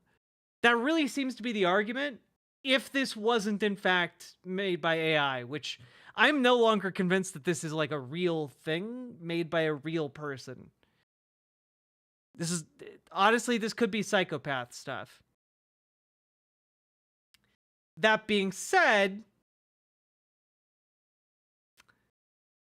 in the process of trying to track down the text for this article, I did wind up stumbling across this article in Haaretz from 13 years ago. And I'm not going to subscribe to Haaretz to read the entire thing, but Lebensraum as a justification for Israeli settlements. We were fortunate when we occupied the West Bank because we had not done so. Had we not done so, where would we have come to live? And who knows how high housing prices would have risen? Until now, Israel had supported the occupation of the territories with two pillars: history and security, its right to inherit the land and its obligation to defend it. In recent weeks, a third pillar was added, which all these years was hidden under straw and stubble. And maybe it's not a pillar, but a snake, whose head must be crushed while it's still small. And yeah, so I am kind of inclined to think that this first article is in fact real, because it's basically just an unironic argument in favor of doing exactly what this article from 13 years ago is saying Israeli politicians and political figures are advocating for, which is, we need to occupy the occupied territories more so we can colonize them for living space.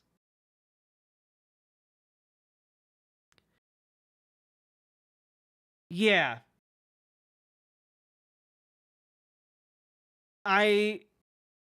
It made me really mad, but now it made me mad initially, but now I'm just kind of confused. I'm trying to figure out if that was AI or not. Was I duped?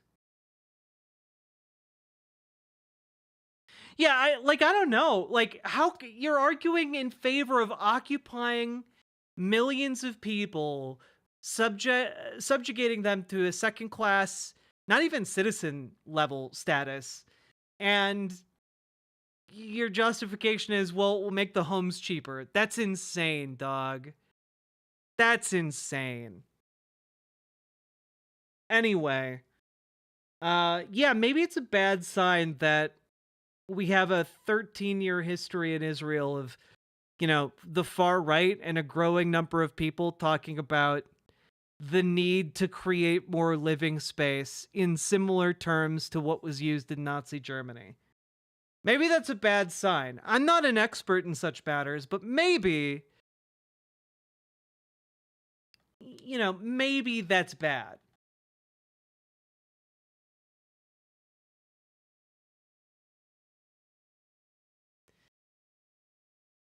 So, with that being said,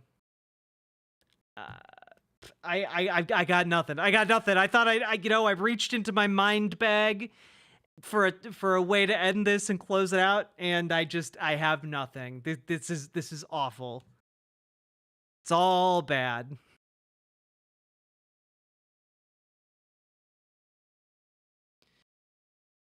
Yeah, being an online content creator who writes words was a bad job before AI came in to try and replace you. Segment. Now, folks, we have been going for 2 hours. If you've been enjoying the stream, please consider dropping those subs, those donos, because at the end of the day, this show is brought to you by viewers like you. Thank you. And also, we need you to hit the follow button on Twitch, hit the subscribe button on YouTube, like the goddamn YouTube stream, and consider dropping those subs and donos yet again. Make it rain, motherfuckers. Let's all just watch MST 3K. What a great show. What a great television program.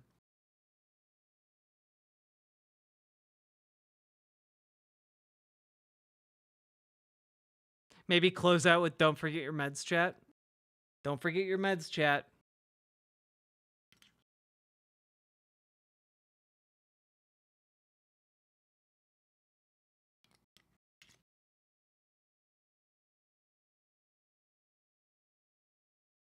Fun fact, MST 3K was filmed in Minnesota. It's a local show. Clicking that like button right now. Yeah, let's take a look at the live stats. The live studio stats. It looks like filming and streaming this show at 3 o'clock in the morning does not do any favors to viewership or like numbers. Let's see here.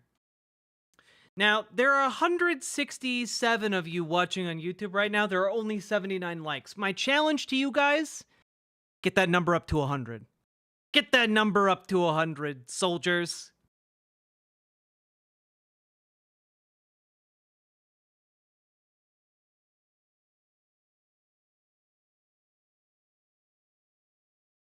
Where do the segments go? Because when I look, nothing's been posted in 6 days. Axolotls with Cream. The segments are put into the back end of Twitch, so I can go and edit those. I go and edit those segments out of the Twitch streams, and then I upload them to YouTube. Now, the issue is, I have been dealing with IRL crises for like the last couple weeks, either for myself or for others around me. And, you know, let me put it this way. When things are going well, I'm not streaming starting at 1 o'clock in the morning. You know, that's what I'm ending stream usually. But I've been working a lot handling IRL crises. And I'm pretty existentially exhausted. This is taking every fiber of my being to accomplish today. It's hard to go through both emotionally and physically tough times and then put on a face and like a personality for, you know, for public consumption, you know? If you need to take time off, do it. Well, that's the thing. I don't make enough money to take time off. So that's kind of the catch-22 of being a small streamer. If I had Hassan money, I'd take like a month-long vacation is what I'd do. When are your usual streams? On paper, I'm supposed to start at 8 p.m. Central Time. In practice, I have not been able to do that for some time, and it's deeply frustrating to me, but life is just that hectic right now.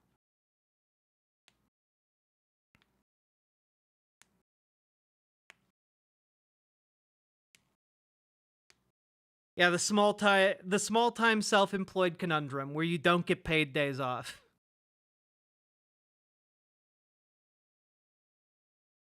All right. Enough bitching and moaning about my current stressors. Oh, that's right. Okay. Joe47771, thank you for the $3 super chat. I appreciate you. Thank you for helping to support the stream.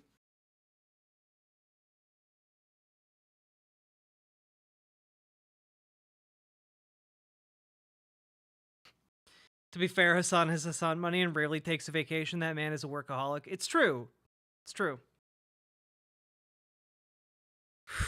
Good night, Nomi, Sunrider.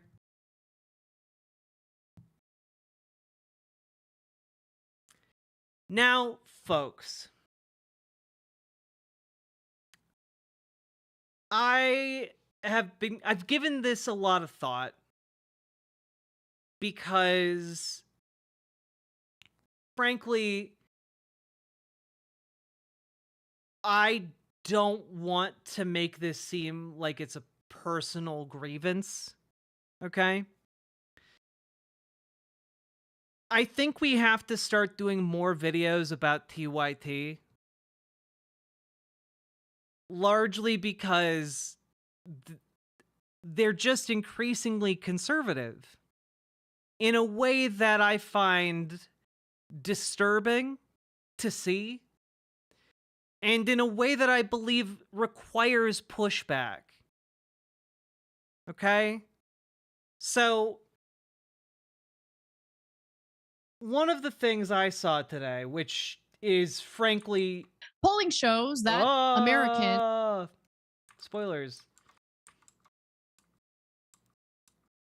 One of the things I saw today, which frankly drove me crazy, was from actually from 2 days ago. But you know what? I'm a bit disgusted, frankly. You've got Dave Rubin here, having seen Anna Kasparian go on Piers Morgan, say, "Hey, Anna Kasparian, glad to see you're rethinking some things. For the record, I can explain my classically liberal beliefs quite well. I wrote 2 books about them, and I never lied about TYT. Some people lied to you. But that's not what's important. Want to break the internet?"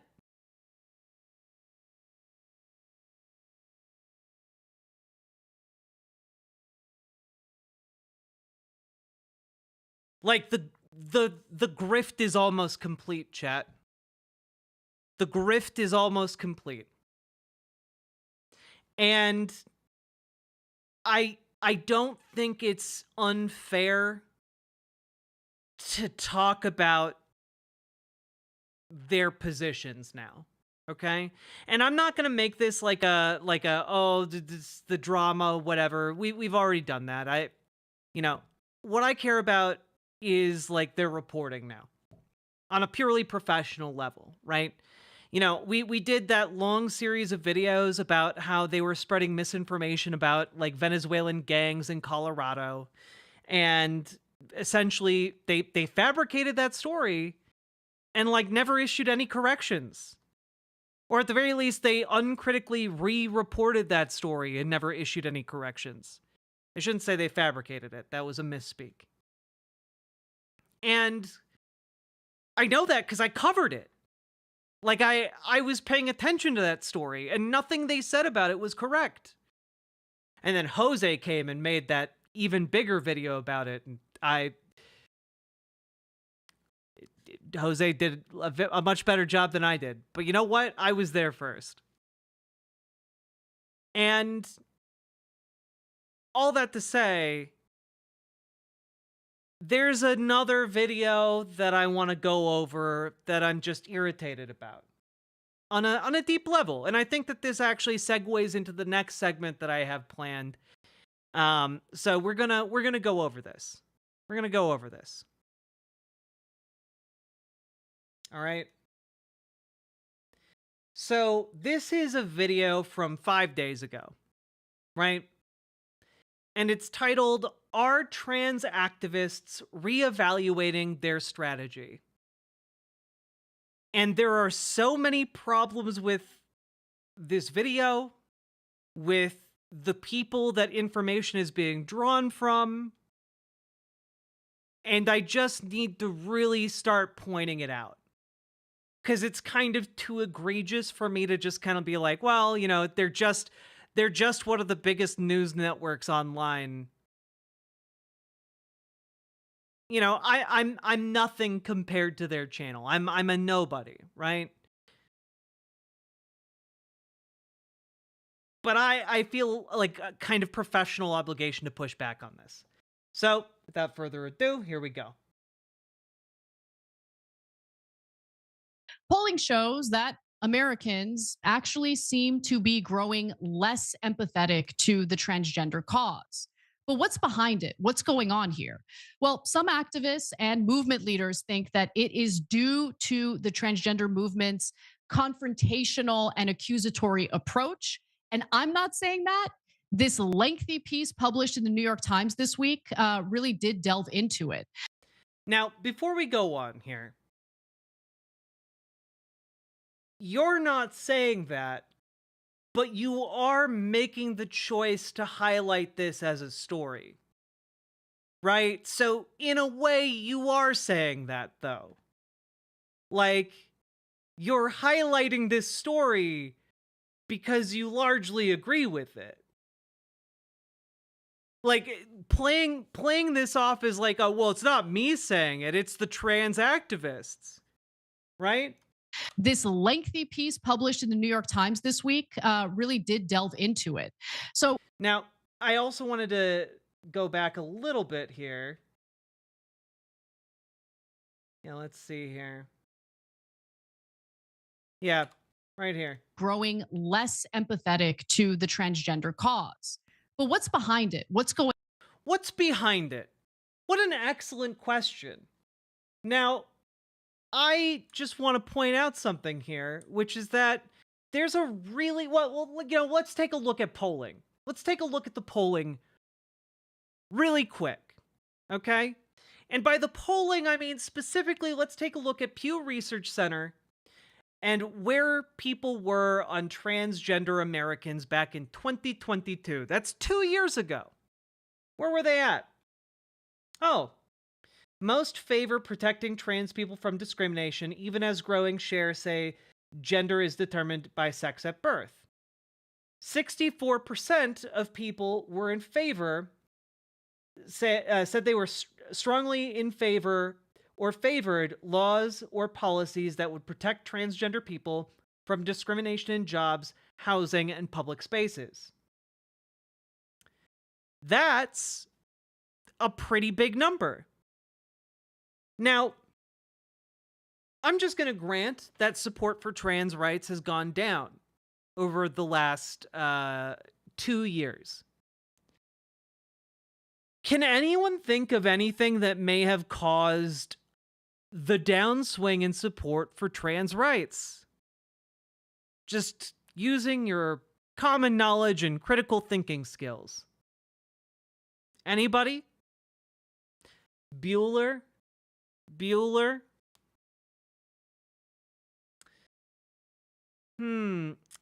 Trump. Oh, Punky Gal. You brilliant chatter, you. Yeah. It's almost like someone came through and dropped almost $250 million on anti-trans ads.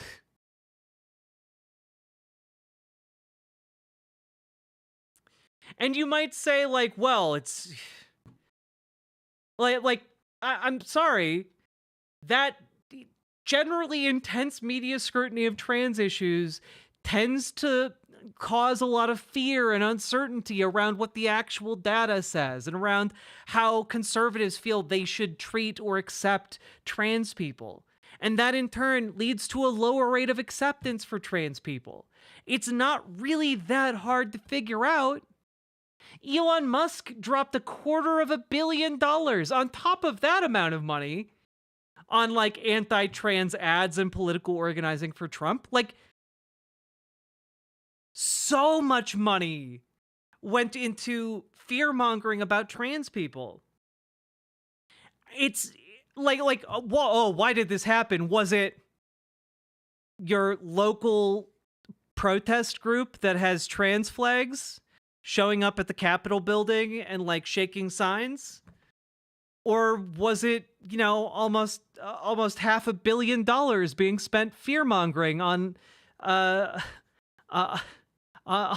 internet and at sporting events and on television and on the radio? I'm guessing it's the $500 million. Okay? So let's move on. But I wanted to kind of establish that up front because I feel like we're going to be coming back to these points. social media in particular, some of you might have seen time and time again, like advocates for the cause being pretty aggressive. And look, it comes from a good place. This is just about the tactics, right? They're Again, you may have seen a lot of people being aggressive on social media, advocates for the cause. Not all of us trans people don't know each other. We aren't organized into a coherent, cohesive block. We're just mad. We're just mad people who are having our rights threatened or outright taken away. This isn't like us getting together and being like, okay, guys, we need a solid strat on this one. Let's go bully people who are transphobic. It's like, no, it's just that people in the trans community don't like transphobes. So we're going to be rude to transphobes or people peddling in transphobic bullshit. It's not rocket science here.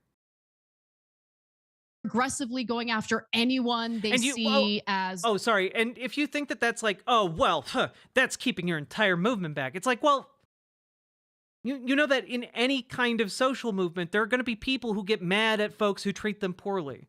That's true in any kind of movement for progress anywhere.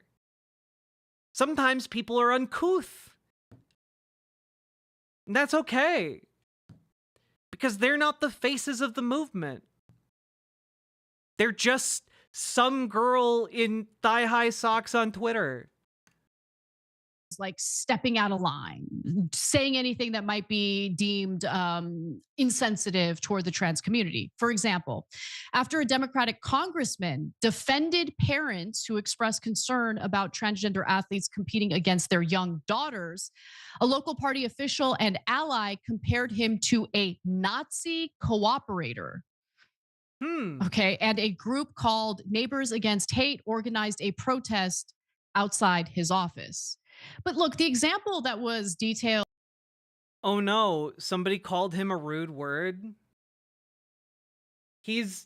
I'm sorry, like, that's not news. That's not a news story.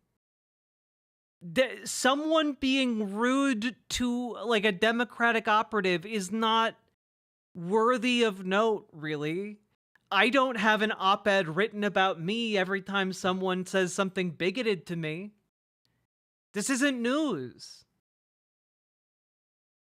In this piece that really bothered me is the one I'm about to Also, Lady Ringcloud, that's true. Calling someone a Nazi is only rude if they're not a Nazi. If they are doing Nazi shit, that's just accurate. Detail, okay? So last week, as we all know, Nancy Mace, and she's continued it like this week, like she's engaging in this really disgusting harassment campaign against an incoming transgender member of Congress, first openly transgender member of Congress to, serve in the House. And her name is Sarah McBride. And just preemptively off the, right after the election where Trump proved to be successful, partly because of airing an ad about Democrats' support for transgender people, you have Nancy Mace try to capitalize on that, try to kind of piggyback off of that. And that's why I believe she's been attacking Sarah McBride pretty aggressively. But you would think the transgender community, or at least the activists, would support Sarah McBride and want to protect her, but... Trans people and activists do want to protect Sarah McBride. No one's out there, or maybe someone is, but the vast majority of trans people, activists, posters even, want her to be safe. They want her to be able to use the bathroom that aligns with her gender identity. They want her to triumph over these bathroom bans because they know that if she doesn't, they're also going to get banned from the bathrooms. And so what a lot of trans folks and activists really wanted was to see Sarah McBride take a defiant stance and overcome, you know, whether that is staging a bathroom sit-in, which, by the way, just happened recently at the Capitol building, and getting arrested over it. That sends a powerful message. It does. And instead, she said she would comply with the laws of the body, which seemed to really kind of align with saying, well, I will acquiesce to you treating me as a gender I am not. You know? And that's deeply dispiriting for the people in the trans community to see, because it sets the tone. She's the most powerful elected trans official. And so it's dispiriting to see her, someone who has made history for like our particular group of people, accept treatment as if she is lesser. That's a blow. And I understand people being upset by that. Am I saying you should like it's good to harass her? Absolutely not. You should not harass her. You know, not everyone finds that it is particularly easy to rise to a difficult occasion with radical action. You know, that's not necessarily an easy thing to do, right? So it's disappointing, but that's not a call to be like angry at her. But I understand people being angry, if that makes sense. It's because like we're angry at the system around her, and yeah, it's a shitty situation all around. That unfortunately has not been the case. In fact, they are saying that she is a voice for her constituents rather than a voice for the transgender movement. And then they accused her of capitulating to the right. She has done no such thing at all. Okay. The fact that now she's getting this kind of hate from activists really upsets me. But look, that kind of strategy. But also, like, I'm sorry, but you can't say this about the trans movement is getting mad at her. Who? Like, who are you talking about? Are you talking about, like, the Center for Transgender Equality? Are they mad at Sarah McBride? Or are you talking about people on Twitter? Like, are you talking about random posters on Twitter? Are you talking about, like, actual activists in the community? Like, who are you talking about? Because there's been no cited example except for the nebulous trans activists and trans movement. Who? Trans activists have names. Trans activist groups have names. Name one. Unless you're just talking about people online, and you've been online forever on the HYT. You guys know people just say shit. People say angry, bigoted, mean stuff all the time while pushing their political ideas.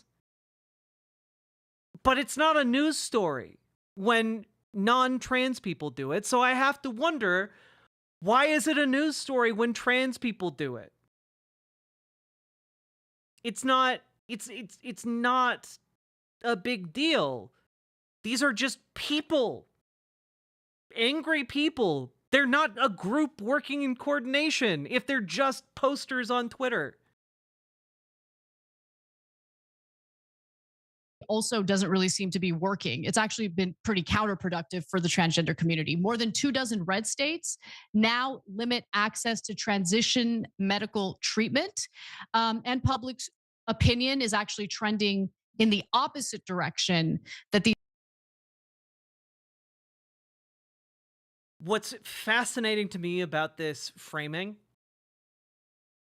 is that it puts the onus on trans activist groups for the conservative legislation. Trans activists, through their advocacy, did not did not pass that legislation. That was Republicans. The Republicans did that. And you might argue like, oh, well, the trans activists didn't stop it. Yeah, because they lacked the political power to do that in those states. Republicans want to eliminate them from society. Like, I'm sorry, putting this down to like some trans posters on Twitter causing dozens of states to adopt anti-trans policies. When again, remember earlier in this video where we pointed towards hundreds of millions of dollars being dropped on anti-trans advertising? And that's not even counting like the ungodly, untold number of monies that are spent at like Daily Wire on anti-trans fear-mongering. That's not counting like the think tanks that are lobbying on anti-trans policies. It's not taught that like, who is doing this? Who is responsible for the legislation? It's conservatives. Who's responsible for the shift in opinion? It's conservatives. Trans activists don't have billionaires supporting them and creating entire media companies around them in order to propagate pro-trans narratives. Trans advocates just have themselves. The framing is so bad that I can only conclude it's intentional, which is why I wanted to talk about this. These advocates were pushing for. Fewer Americans today than 2 years ago say they support allowing children to undergo gender transition treatment, according to the Public Religion Research Institute. I will say the Public Religion Research Institute very clearly would have a bias. So I would take their data with. You know, I should have prepped this part. I prepped a lot of other things for this segment, but the, sorry, what was it called again? Research Institute. Public Religion. You know, let's take a look.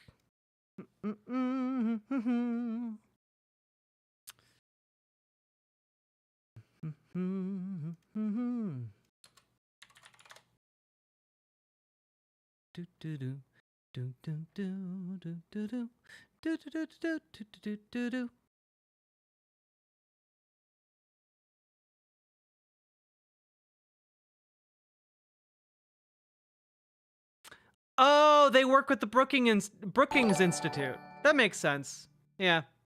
As They're a deeply trans conservative. activist, I am the only trans voice in all the groups I am advocating for our rights within the greater Dayton, Ohio area. I have just me. WTF is she talking about? Yeah, like, unironically, I think what she's talking about is people on Twitter. You know, this is, I genuinely, I think that a lot of this downfall is like Twitter brain rot in like terminal stages.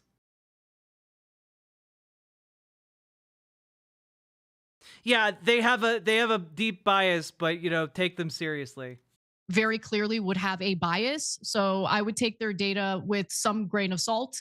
But nonetheless, you kind of see it when it comes to public opinion. So I remember in 2016, when Republicans were trying to make the bathroom issue a big deal, the majority of Americans weren't buying it. The majority of Americans are like, let's just stop harassing transgender people. It's the bathroom. Like, there's stalls. Everything's going to be okay. I do think it gets a little tricky, though, when it comes to other, gender segregated or sex segregated spaces like a women's locker room and all of that. I don't want to get into the details, but like when it comes to the bathroom, most Americans were on the side of allowing transgender people to use the bathroom that they identify with. That's kind of changing now. I'm actually seeing a lot of support toward Nancy Mace and a lot of backlash toward the trans community. A 2024 YouGov poll found that 36% of Americans say societal acceptance of transgender people has gone too far. And that's actually a 7 percentage point increase since 2018. And numbers like that have led to some people rethinking their strategy. So Rodrigo Hang, I don't want to mispronounce his name, but Rodrigo Hang Littinen, who's the executive director of Advocates for Transgender Equality, argues, quote, Now, it was at this point that I was like, wait a minute. What is this piece that Anna's reading from? You know, we haven't heard that much about the actual New York Times piece that she's citing throughout all of this, right? It's simply a piece in the New York Times. So, the question being, which piece is it? Now, one of the nice things about TYT, and I do appreciate this about them, is that they often cite their source in the description. So, of course, I followed up on that. I went and I looked at their source, and well, wouldn't you know what I found? Found this article from the New York Times. Transgender activists question the movement's confrontational approach. Diminishing public support, some activists say. All or nothing tactics are not working. We have to make it okay for someone to change their minds. Huh, interesting premise. Let's see. Oh, this is from Rodrigo Lettinen, Executive Director for Advocates for Transgender Equality. And then I stopped because I was like, Jeremy W. Peters.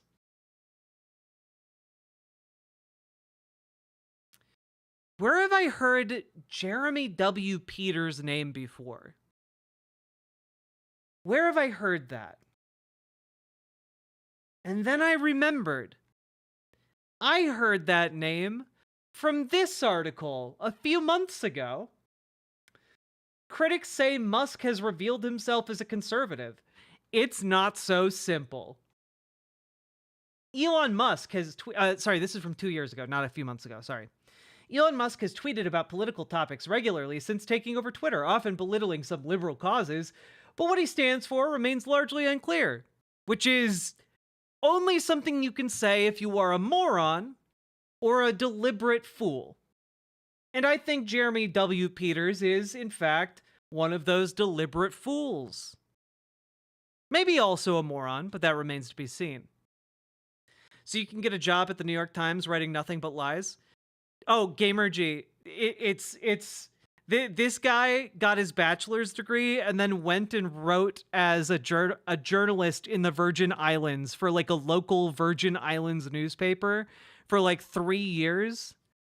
Went to Detroit, worked there for like 2 years, and then immediately got hired by the New York Times. And apparently was writing as a contributor for the New York Times while he was still getting his degree. All of which to me indicates like it's not passing the sniff test. That seems hella weird. That seems really weird, and like some shit was going on. Yeah, maybe nepotism much? Yeah. Anyway, I also just wanted to bring up another thing, which is that Anna's about to bring up this guy, right? This guy who is actually the face of the article here. This Rodrigo Littinen, right? And one thing that's really important to know about him as executive director of Advocates for Transgender Equality is that the day after this article went up, Advocates for Transgender Equality had to release a statement because the New York Times article written by this Jeremy fellow quoted him out of context. So he had to release a follow-up statement because of the out-of-context quote that the author of that article does, that does him dirty here, okay? Yesterday, New York Times ran an article in which I was quoted as saying, "We have to make it okay for someone to change their minds, and we cannot vilify them for not being on our side. No one wants to join that team. Because my quotes were taken out of context, I'd like to clarify what I meant. Those statements were regarding how to pursue persuade everyday, undecided people in public, not people who have already taken actions to oppose our equality. Extreme right politicians targeting the trans community is the reason we are having this conversation at all. So I want to ensure that no one misinterprets our message to the community. A4TE's approach has not changed. We will continue confronting the institutions making the rules, and we will be at Capitol Hill and in the courts fighting to change the rules to build power for trans people. Trans people doing the best they can to live with respect and dignity are not the enemy. We are angry because extremists would like to ban us from bathrooms and control the decisions we make with our doctors. Make no mistake about who the opposition is here. We're gearing up for the fight of our lives against the incoming administration, and we are not backing off. For nearly a decade, trans advocates have been holding the line against thousands of anti-trans state bills and vile rhetoric to prevent the erosion of hard-fought progress. Now, more than ever, we need to use every tool we have because we cannot afford to cede any ground to anti-equality forces, and we are prepared to confront this period of uncertainty and hardship with the work our community relies upon. We will fight. We will organize, we will testify, we will march. Trans people have faced political and legal oppression before, and we will look back at our history to guide us on how we move forward. We cannot, however, allow our fear to provoke us to lose our values, because our values will sustain us. We can only survive what is to come if we hold on to each other and our ability to be decent and kind and just, because we are fighting for a future in which trans people are no less than equal.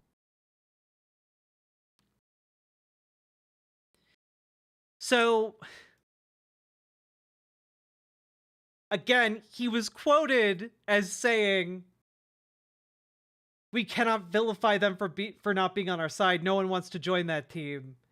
And we have to make it okay for someone to change their minds, without the very critical context that he was talking about undecided people, undecided or ignorant people, right? Who are not actively trying to harm us.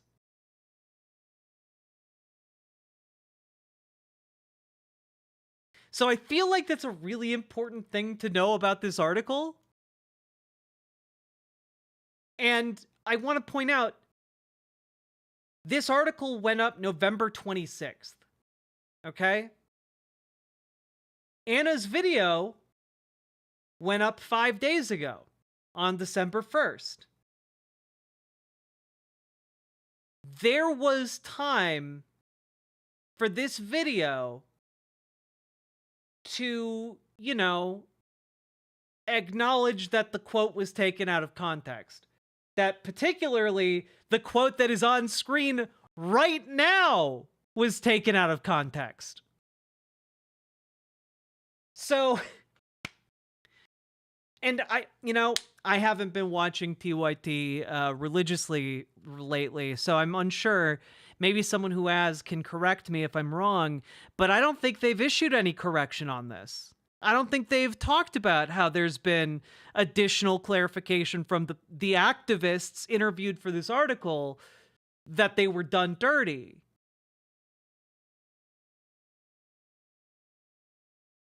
Weird. We have to make it okay for someone to change their minds. We cannot vilify them for not being on our side. No one wants to join that team. And he says no one wants to feel stupid or condescended to. Another advocate named Mara Kiesling, who founded the National Center for Transgender Equality back in 2002, remembered an adage that she used 20 years ago about the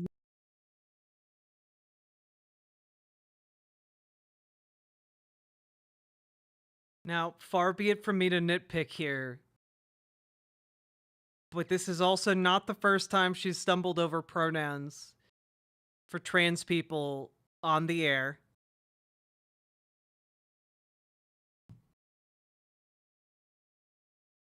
You know, she doesn't do that for non-trans people.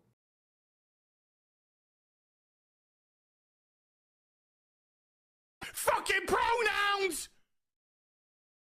legislative priorities. You can't say don't fire them until you can say don't kill them, meaning that advocates should focus first on measures that reinforce the fundamental humanity of transgender people, such as hate crime protections.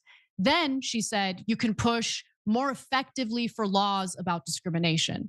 And she also argues that activists lost credibility with many Americans once they started accusing people of bigotry for having concerns about trans women in high level sports. We looked unreasonable. We should be talking about the 7-year-old who just wants to play soccer with her friends.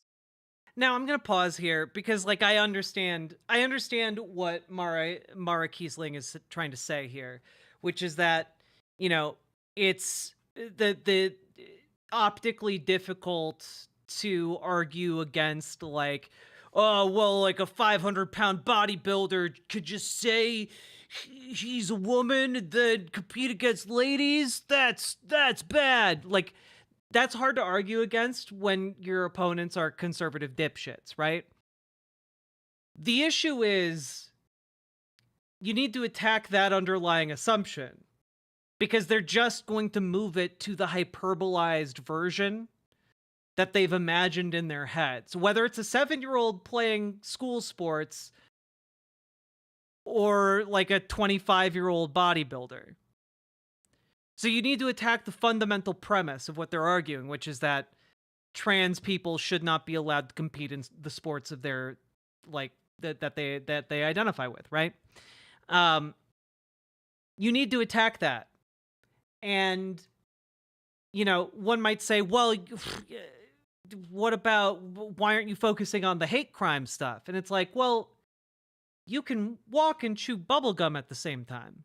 You know, you can do more than that. Like, there's some people are expert on sport medicine. Like, they are better suited for that conversation. But I will also just throw this out there, right? When we look back at past civil rights struggles, one of the things that we see are those civil rights struggles also playing out within the realm of sports. This isn't a new premise. Like, trying to say, well, this is a distraction. What was fighting Jim Crow by fighting to desegregate sports? Was that a mistake? Was it genuinely? I'm kind of baffled by this argument, right? Like, the history of, like, integrating sports in more progressive ways would indicate that that is actually a component of the civil rights struggle, right? I mean, yeah, iconic.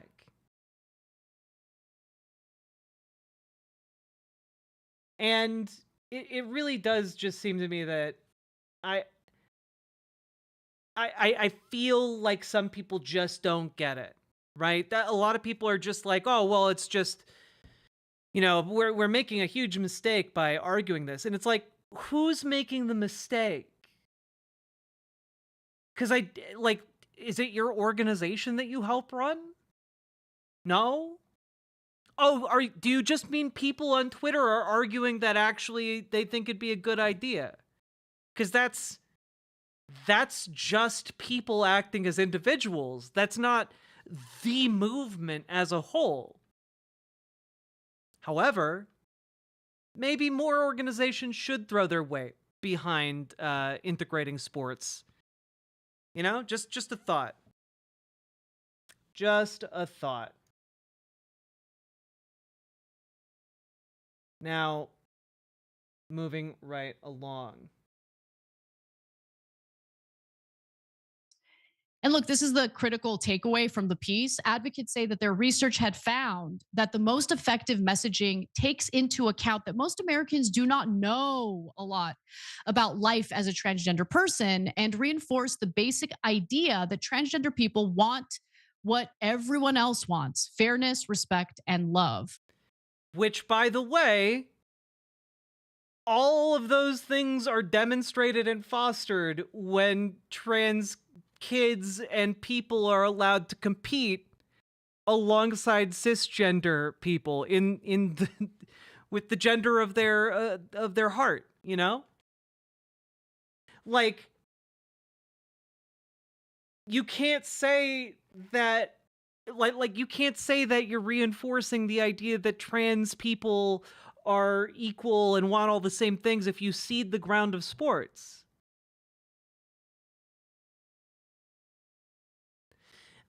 Yeah, Crystal Hazer says, I'm someone suited for that conversation. Transphobes frustrated me to no end with their willful ignorance and resistance to understanding science when it's laid out for them.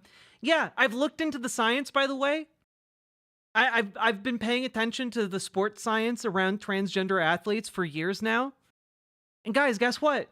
The only real discussion to be had here is not whether or not trans kids or trans adults should be able to play in sports that align with their gender identity.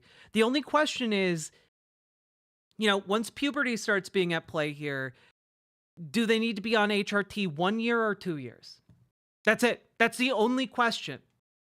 Because all of the science indicates that after 1 year or 2 years, depending, that's the one point of nebulousness here. When do trans people generally reach parity with cis people? When transitioning, right? And that's really the only real question. So why would you cede the ground when instead you could educate and advocate? Your job is to advocate. If you are an advocate, like definitionally, why cede the ground? Especially if your goal is to show that trans people want and desire all of the same things and to be treated the same as everyone else in society. Why would you cede that ground? A ground that is, by the way, considered by the vast majority of people a place of relative, equality. And a sphere that everyone in the country pays attention to. People pay attention to sports.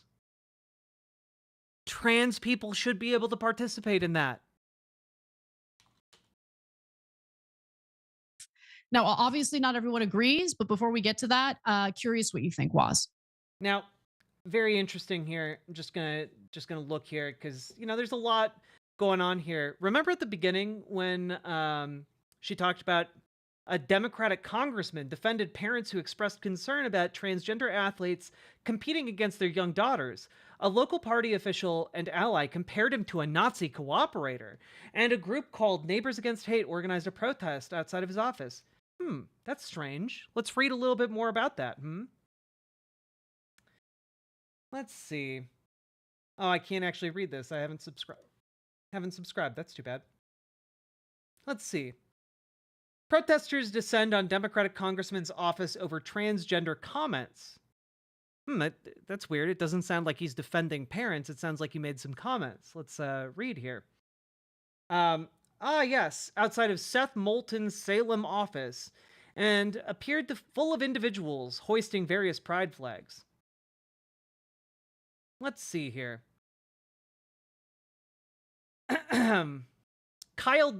Salem City Councilor-elect Kyle Davis issued an invite for the event to Salem residents last week, calling for attendees to show support for the LGBT community. Quote, "Join us in a celebration of the trans and queer community. Our aim for this event is to communicate loud and clear to that we love and stand in solidarity with the trans community on the North Shore. This is a time when we need local leaders to stand with us and reaffirm our commitment to the LGBT plus community."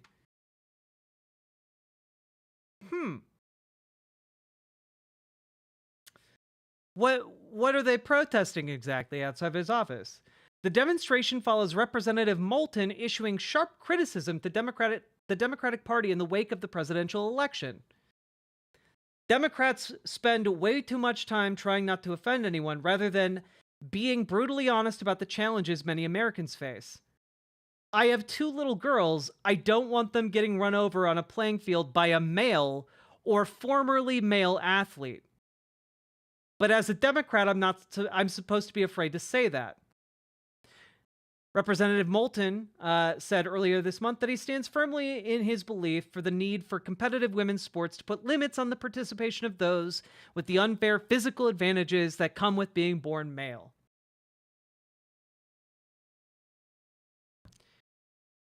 That's transphobia.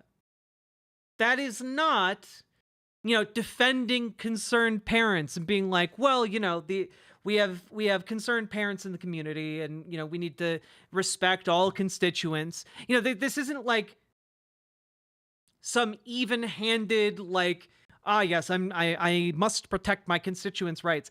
He himself was transphobic on multiple occasions and directly advocated for transphobic policies that have also been advocated for by Republicans.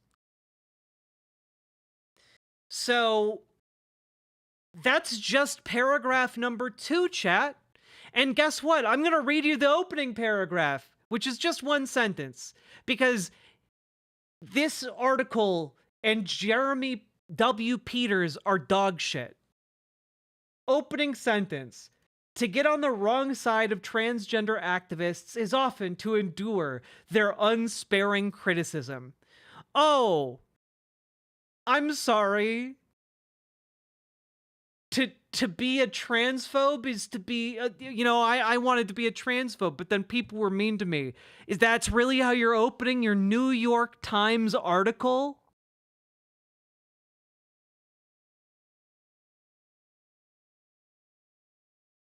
This is the article that Anna Kasparian, host of one of the largest progressive news networks online, decided to highlight? Oh no. People on the internet are mean sometimes. The horror.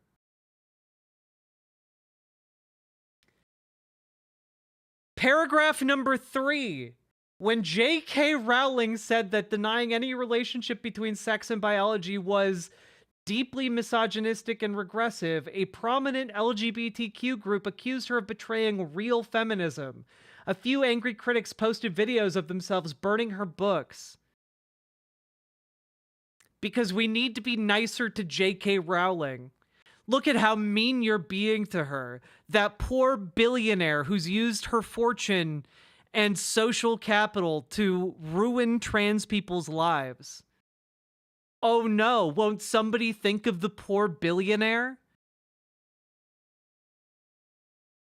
Incredible.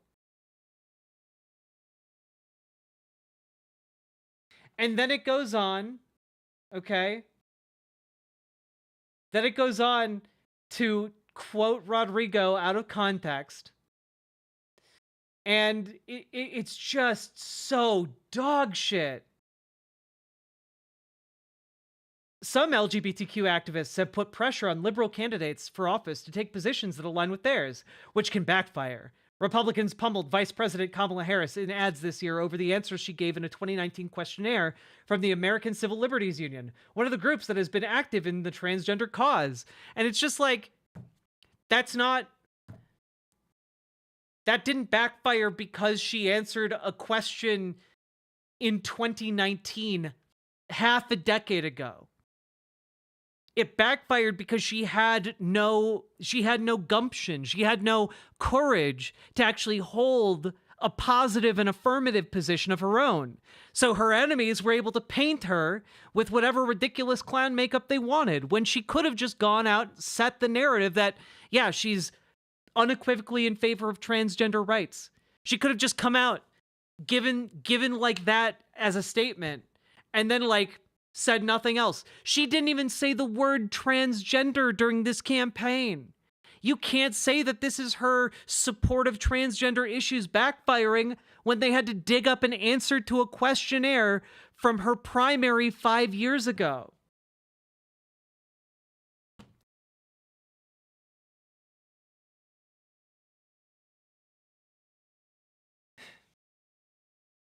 Yeah. We're like a dozen paragraphs in now. Republicans spent tens of millions of dollars on ads that accused Democrats of wokeness and capitalized on the unfamiliarity most Americans have with transgender people's lives, using hyperbole and distortions that often created false impressions of schoolhouse indoctrination and locker rooms full of predators. So why are you burying the lead here, a dozen paragraphs in, that the real reason opinion has shifted is due to the ungodly amount of money being spent on this issue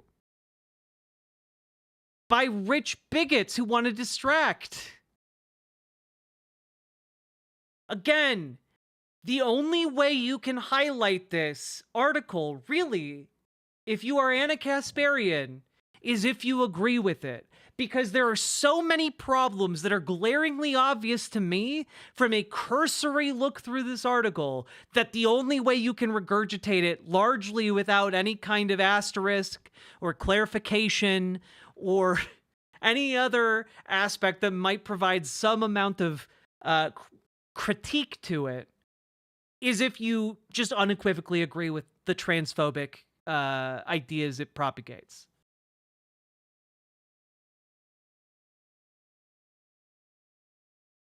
It is insane. And again, it just again, the ACLU questionnaire from 5 years ago. This is being used as your big gotcha of how this can backfire? Are you kidding? What we are facing is a fundamental unfairness, and that is not coming from people who are interested in compromise and open debate, said Jillian Brandstetter, a communication strategist with the ACLU who works on transgender advocacy. These are people who are threatened by trans people's very existence, and more importantly, they're trying to scapegoat us. Yeah.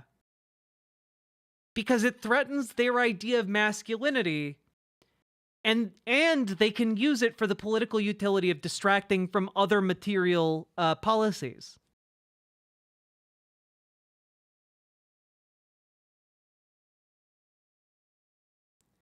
I'm sorry, you read this article and you're like, ah, yes, this is a good one to advocate. Here's another quote from Representative Seth Moulton, that guy who was just concerned about parents, remember? Who then turned out to actually just be very transphobic. I wonder what he has to say here. Here we are calling Republicans weird, and we're the party that makes people put pronouns in their email signature. Fucking pronouns! Are you kidding me?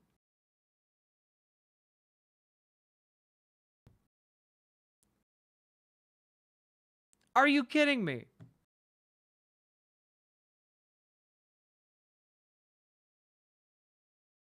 I mean, it's very simple, Joe.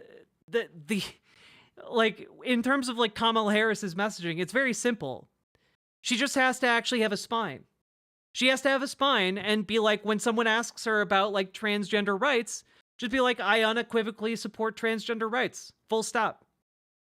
Yeah, they deserve full civil rights. That you don't even have to be like waving a pride flag while you do it. You just say that you're in favor of trans rights. She didn't even do that. The bar was unimaginably low. And this is so interesting to me because keep in mind here, right? This is about to go into the discussion phase of the show, and we'll watch that. We'll watch that portion of the segment, right? But keep in mind that buried towards the end of this article is kind of a point that kills their argument. Transgender rights were not top of mind for most voters on election day. According to Gallup, voters who were asked how important each of 22 national issues were in their voting decisions ranked transgender rights the lowest, which was so baffling to me. I felt the need to actually go and look that up. And sure enough, the most cited as not important idea was transgender rights. Like, people either thought it was only somewhat important or not important at all. And the only people who thought it was very important or extremely important, only 38%. That was not an issue that was driving people to the polls. It was the last and least important issue out of 22 other ones. The idea that this issue is being, like, pushed through because of the failures of transgender activist messaging is absurd.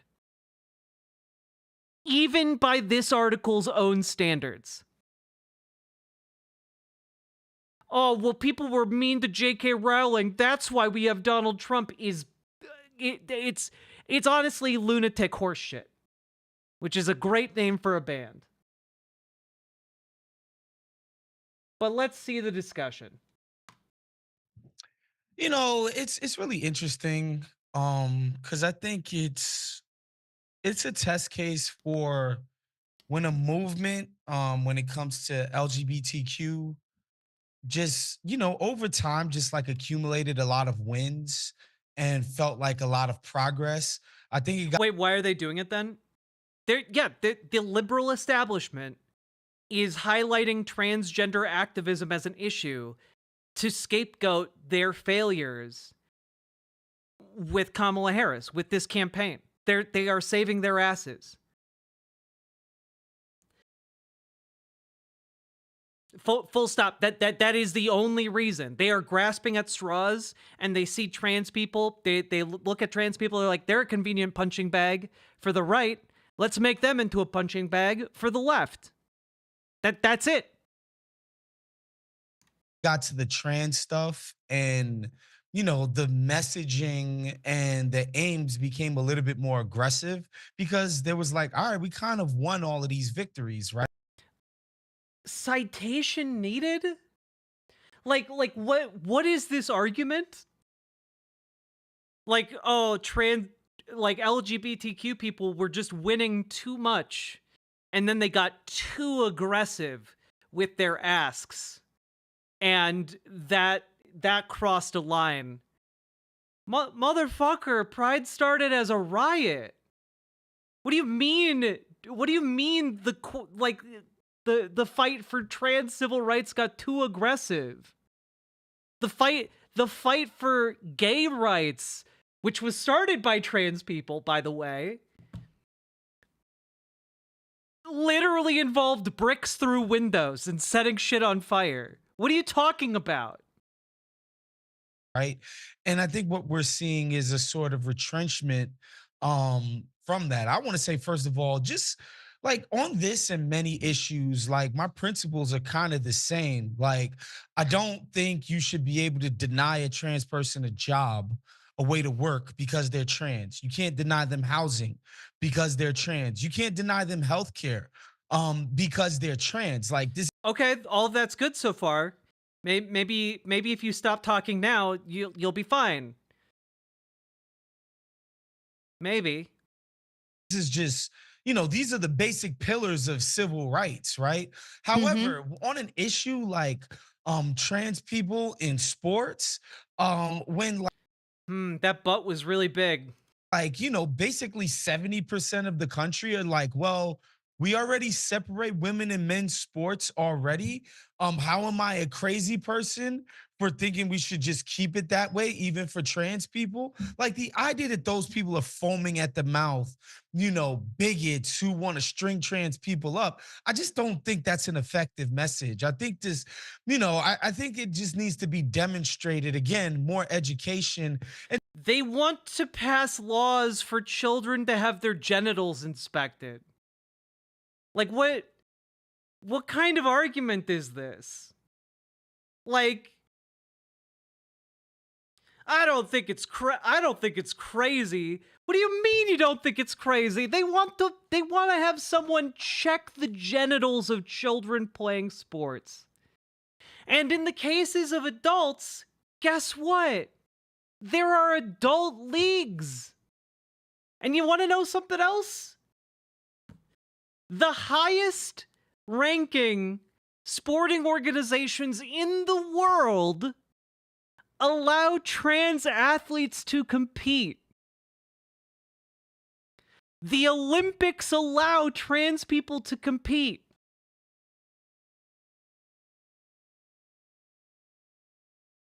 Like, are you saying you know better than the Olympics? Additionally, like, I don't know how to say this, but like, again, I have to circle back around to the fact that like the civil rights, part of the struggle for civil rights has always incorporated sports and the normalization of people through sports by participating in communal competition. That is one of the avenues trans people can be normalized in society. And frankly, this is one of the reasons why conservatives obsess over keeping trans people out of sports. And I just... I don't know. Like, I feel like if you are someone who truly believes in like this equality notion, then you should do your research.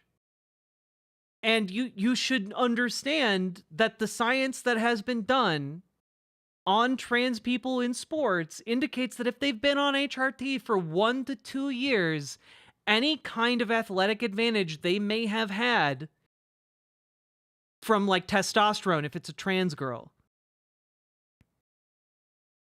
is gone.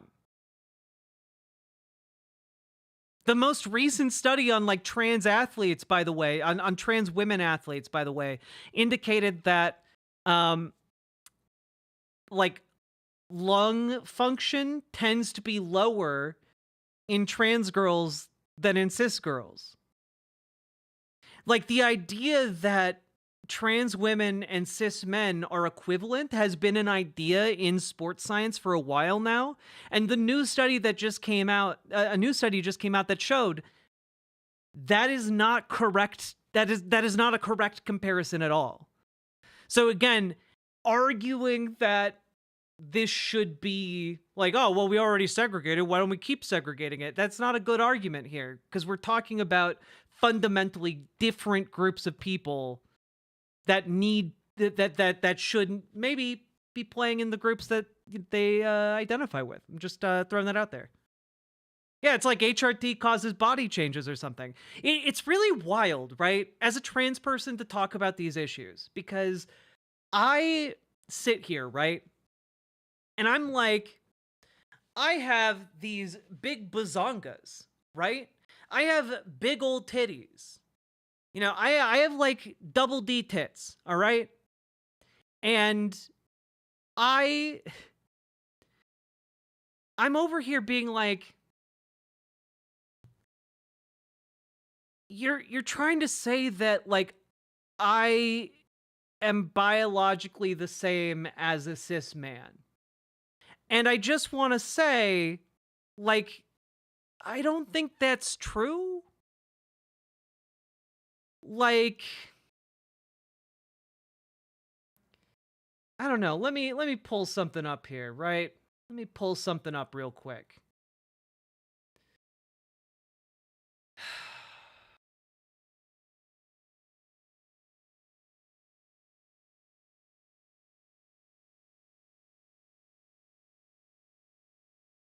Where is this?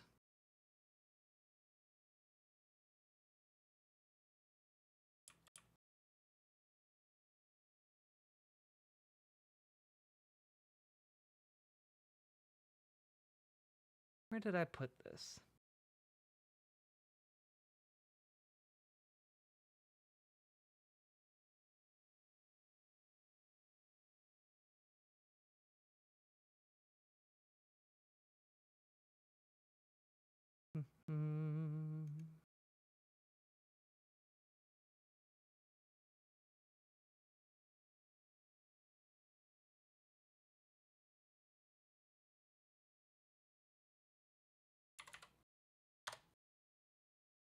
Let me take a look real quick. I thought I had it really handy, and I don't, and it makes me mad. Yeah, here we go. A lot of you have seen this before, right? A lot of you seen this before.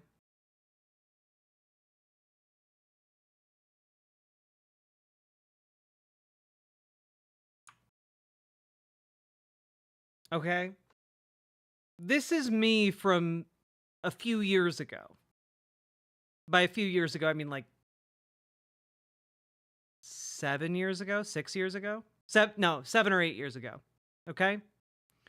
And like, I can tell you biologically, I am very different from where I was back then. Let me see if I can find an additional one here.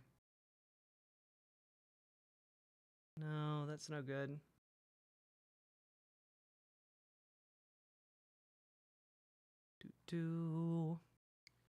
Like, my face can't grow that hair anymore, right? My body doesn't make the same chemicals anymore. You know, like, I used to be furry all over, chat. Now I'm not. And that's not because I got any kind of like medical procedure. That's just a change that happens with HRT. Because you change biologically. You are different. I know there's another one on here somewhere. Whatever, I'll find it later, I'm sure.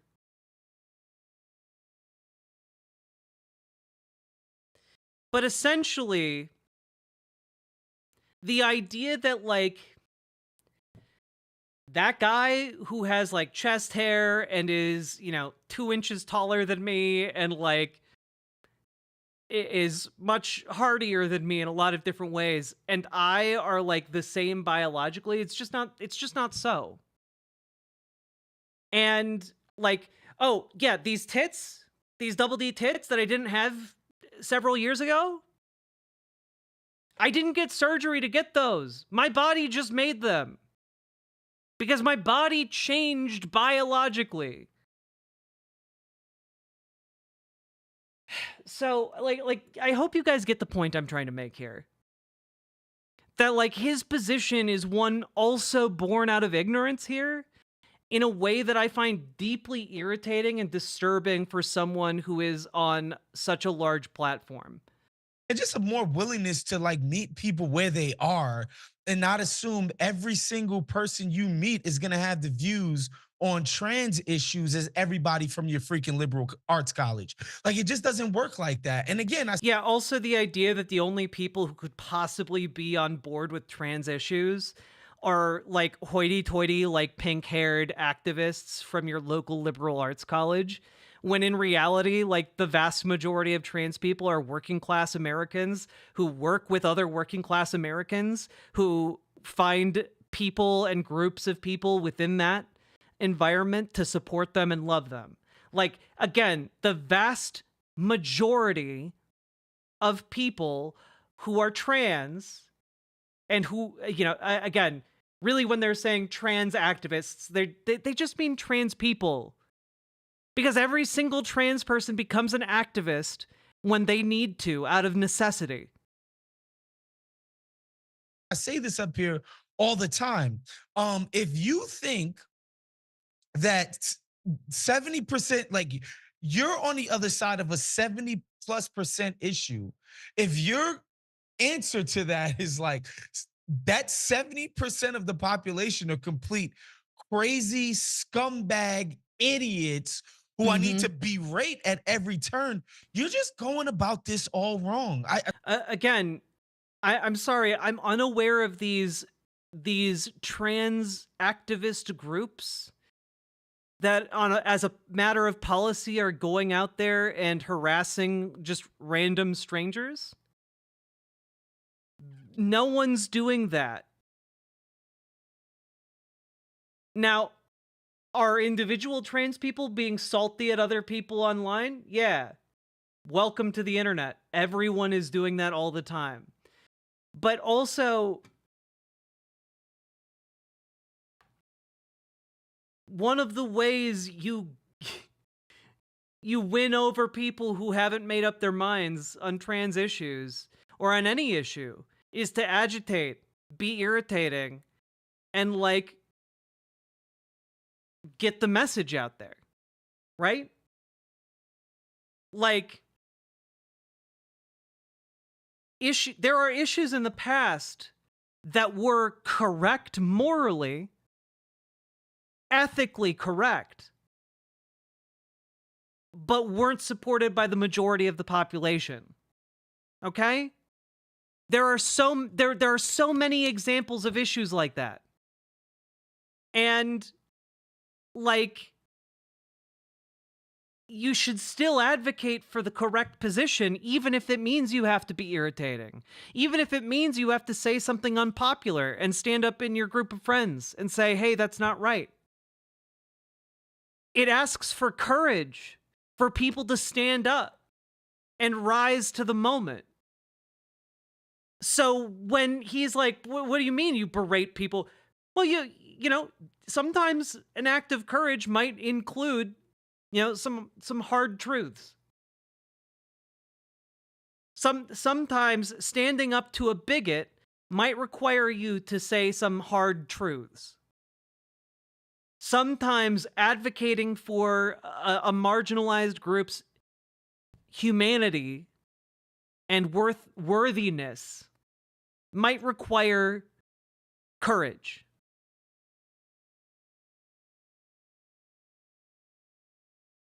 I don't know. Do these people have the courage for that? I'm not convinced, and that's deeply sad, especially for people who represent one of the largest progressive online news networks. I will never tire of saying that. Yeah, and look, let's remember how the gay community won over the hearts and minds of Americans. It took a tremendous amount of patience. It took, you know, like almost like a public education campaign so people could actually familiarize themselves with gay people in this country. But more importantly, you know, they made an effort to like make clear, like, we're not a threat. We're just like everyone else.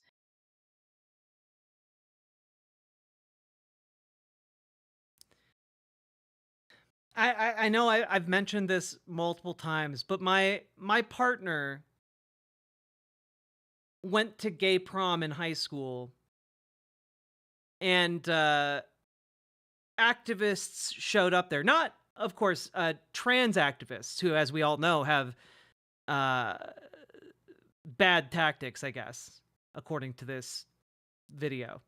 But you know, evangelical Christian activists. And they showed up to her gay prom with buckets full of rocks so that they could stone the children attending gay prom.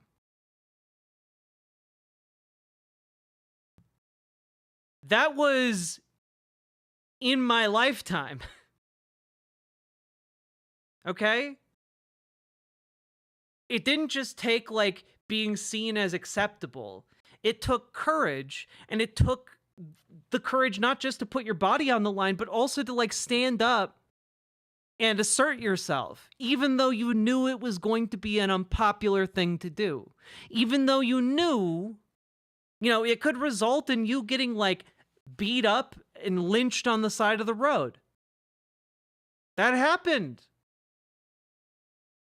Gay people would sometimes just disappear, and you didn't know whether or not they died from AIDS, or whether they had been disowned by their family, or what happened to them. You would just never see them again. And that was in my lifetime. I'm not that old. I may be old, but I'm not that old. And it was not about being acceptable. Because, frankly, being gay in America is still seen by the vast majority, by a lot of Americans. I'm not going to say the vast majority, but like a lot of Americans see being gay as deviant.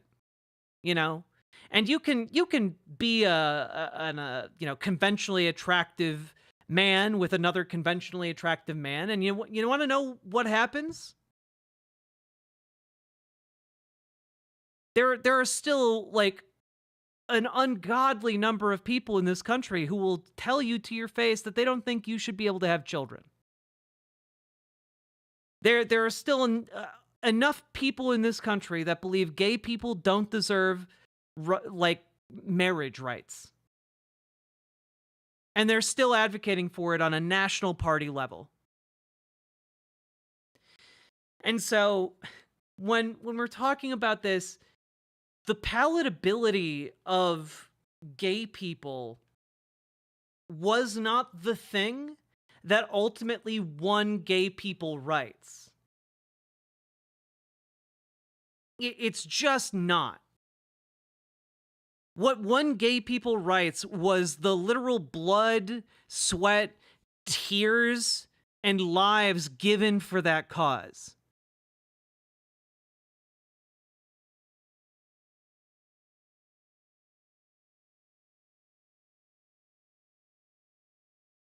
So, like, I don't know. I really, this is all just so disappointing. You know, so I think that the patience is a difficult thing to have. I am an impatient person. And when I feel that I've been wronged or in whatever way discriminated against, whether it's because I'm a woman or whatever reason, you know, you do feel that urge, that instinct to get defensive, to lash out. But you have to kind of think about what the bigger picture is and how this is really a persuasion campaign. And when your first line is to attack the person who isn't fully on board immediately, well, then you've just lost someone who might have actually been receptive if you were willing to just pause for a minute, you know, take a breath if you need to. But again, there are, like, in this hypothetical she's constructed, there are so many undefined elements. Like, well, hypothetically, what if a man just was walking down the street at some point and said idly to himself, you know, I don't know much about these transgender people. You know, maybe trans boys should play with cis girls. And then, like, out of a bush jumps like a trans woman, and she's like, "What did you say, motherfucker?" And he's like, and then she's like, "Yeah, that's what I thought, bitch," and then walks away. And then he becomes even more transphobic than before. Like, that's like the hypothetical she's drawing here. This just isn't the case. The people predominantly being criticized for their transphobic positions aren't like random passers-by. They're public figures who have real influence and power in society, or who they are politicians who are actively advocating for or against policy that directly impacts transgender people.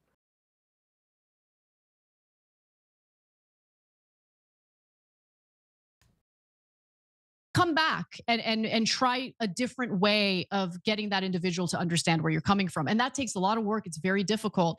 But I do think, look, here's the problem though. This is the problem I had with the piece. And I think this is a problem. Are we gonna get some criticism of the actual meat of the piece that you seem to have glossed over so far? Problem that the Democratic Party has overall with every social issue. Uh-oh. I don't think that the majority of transgender activists or transgender people behave like this. I don't think the majority of them are. Why did you bury that 10 minutes into this? Aggressive or combative. I have a friend who's transgender. She is not like this at all. And in fact, she you know, she can't stand that, like, this is the way, you know, people think of trans activists. It's a I wonder if she's talking about Brianna Wu. Small group of very loud people, and they get all the attention. And they really need to consider how the movement at large feels about the tactics they're deploying. Again, you keep saying transgender activists when I think you are just talking about trans people on Twitter. I think you are just talking about trans people on Twitter.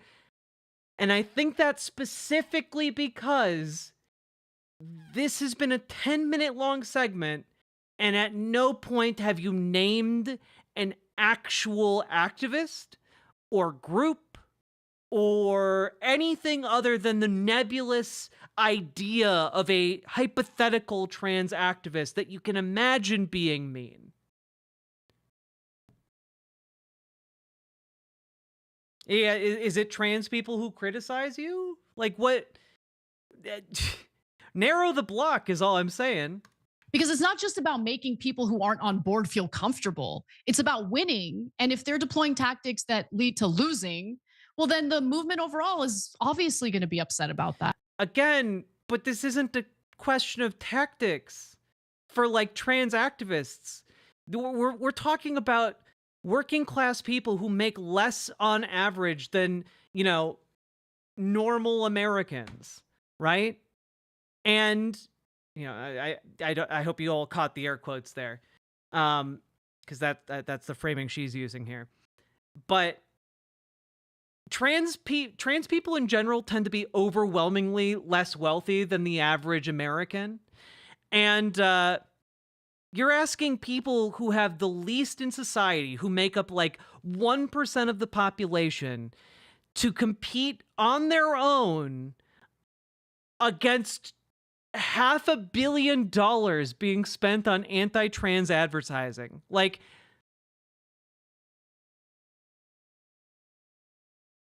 I'm sorry, the tactic that you're complaining about is literally just trans people existing and sharing opinions on a social media site. That's really what it seems like. Because there's no coherent advocacy org that is saying, yeah, go harass strangers about issues. Go be really pedantic about that. Like, what? You haven't brought up the money being spent on this. You haven't brought up, like, even the article that you're referencing brings that up. So I have to assume it's a deliberate omission.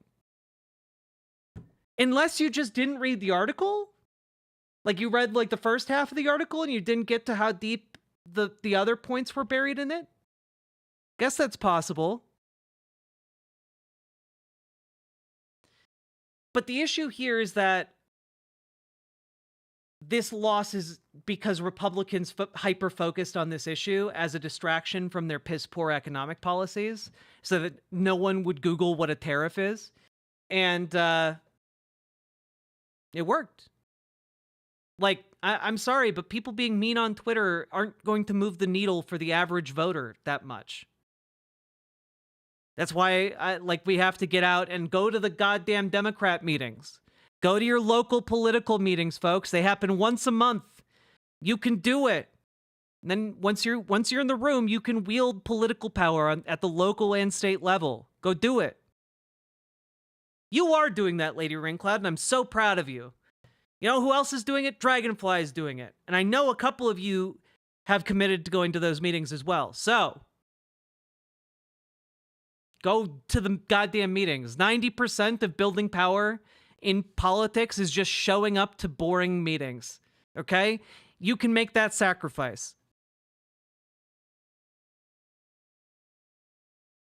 And so I think more patience, more coordination, but also for those who have fallen prey to this ideology that everyone who's trans acts like this, or everyone who's a trans activist acts like this, it's just not true. It's a small group of very loud and aggressive people who I think might have their hearts in the right place, but aren't really thinking about how their tactics are counterproductive.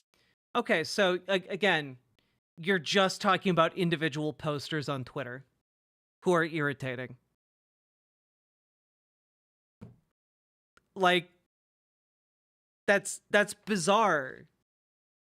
No, unironically, she's being nebulous because all she's talking about are trans people posting on Twitter or Blue Sky, I guess.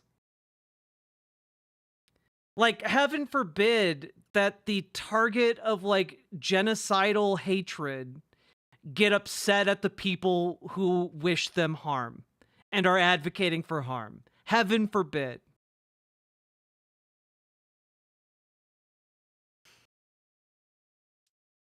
Yeah, I mean, last thing I'll say about this, I remember Mhm. Ta-Nehisi Coates was in a public spat with Andrew Sullivan about the bell curve, and he was just like, "Look, I'm not gonna." And the bell curve is like pseudo eugenic science about how black people are basically dumber than everybody. And he's like, "Look, I'm not gonna engage with somebody who thinks that black people are naturally dumber than people." That's not what this is. I'm sorry, Right. it's just not.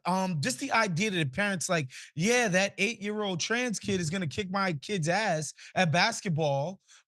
It's just a different, completely different argument. And I think, there's just gotta be some hand holding, man. Quite frankly, like you gotta Yeah. be willing to do some hand holding with these folks.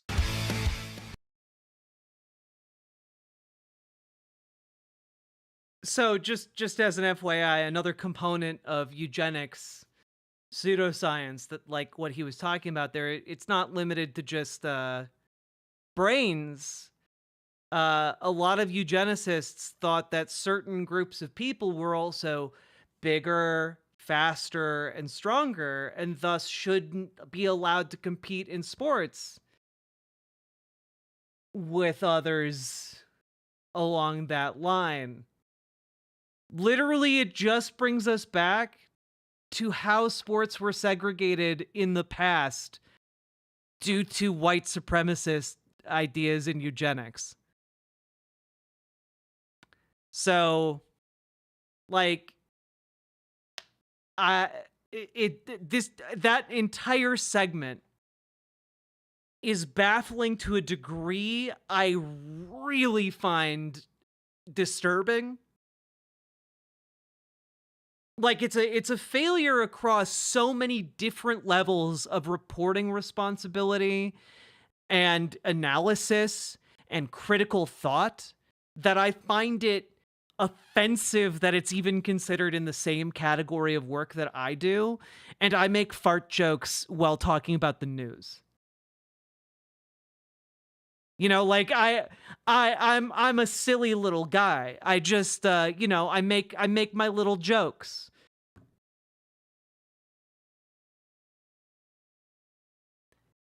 But I had better analysis, and I'm not like a genius by any means. I just learned how to do some critical analysis, and I guess chose to apply it in this circumstance. So crazy seeing all these multimillionaires on TV pontificating on the struggles of some of the most marginalized and least visible groups in this country. The betrayal I feel is ungodly, and I hate that I even feel it. I don't think Anna Kasparian's a millionaire, right? That sounds crazy to me. Also, their contributor, who was, he's definitely not a millionaire. Wait, she's a millionaire? Damn. All right.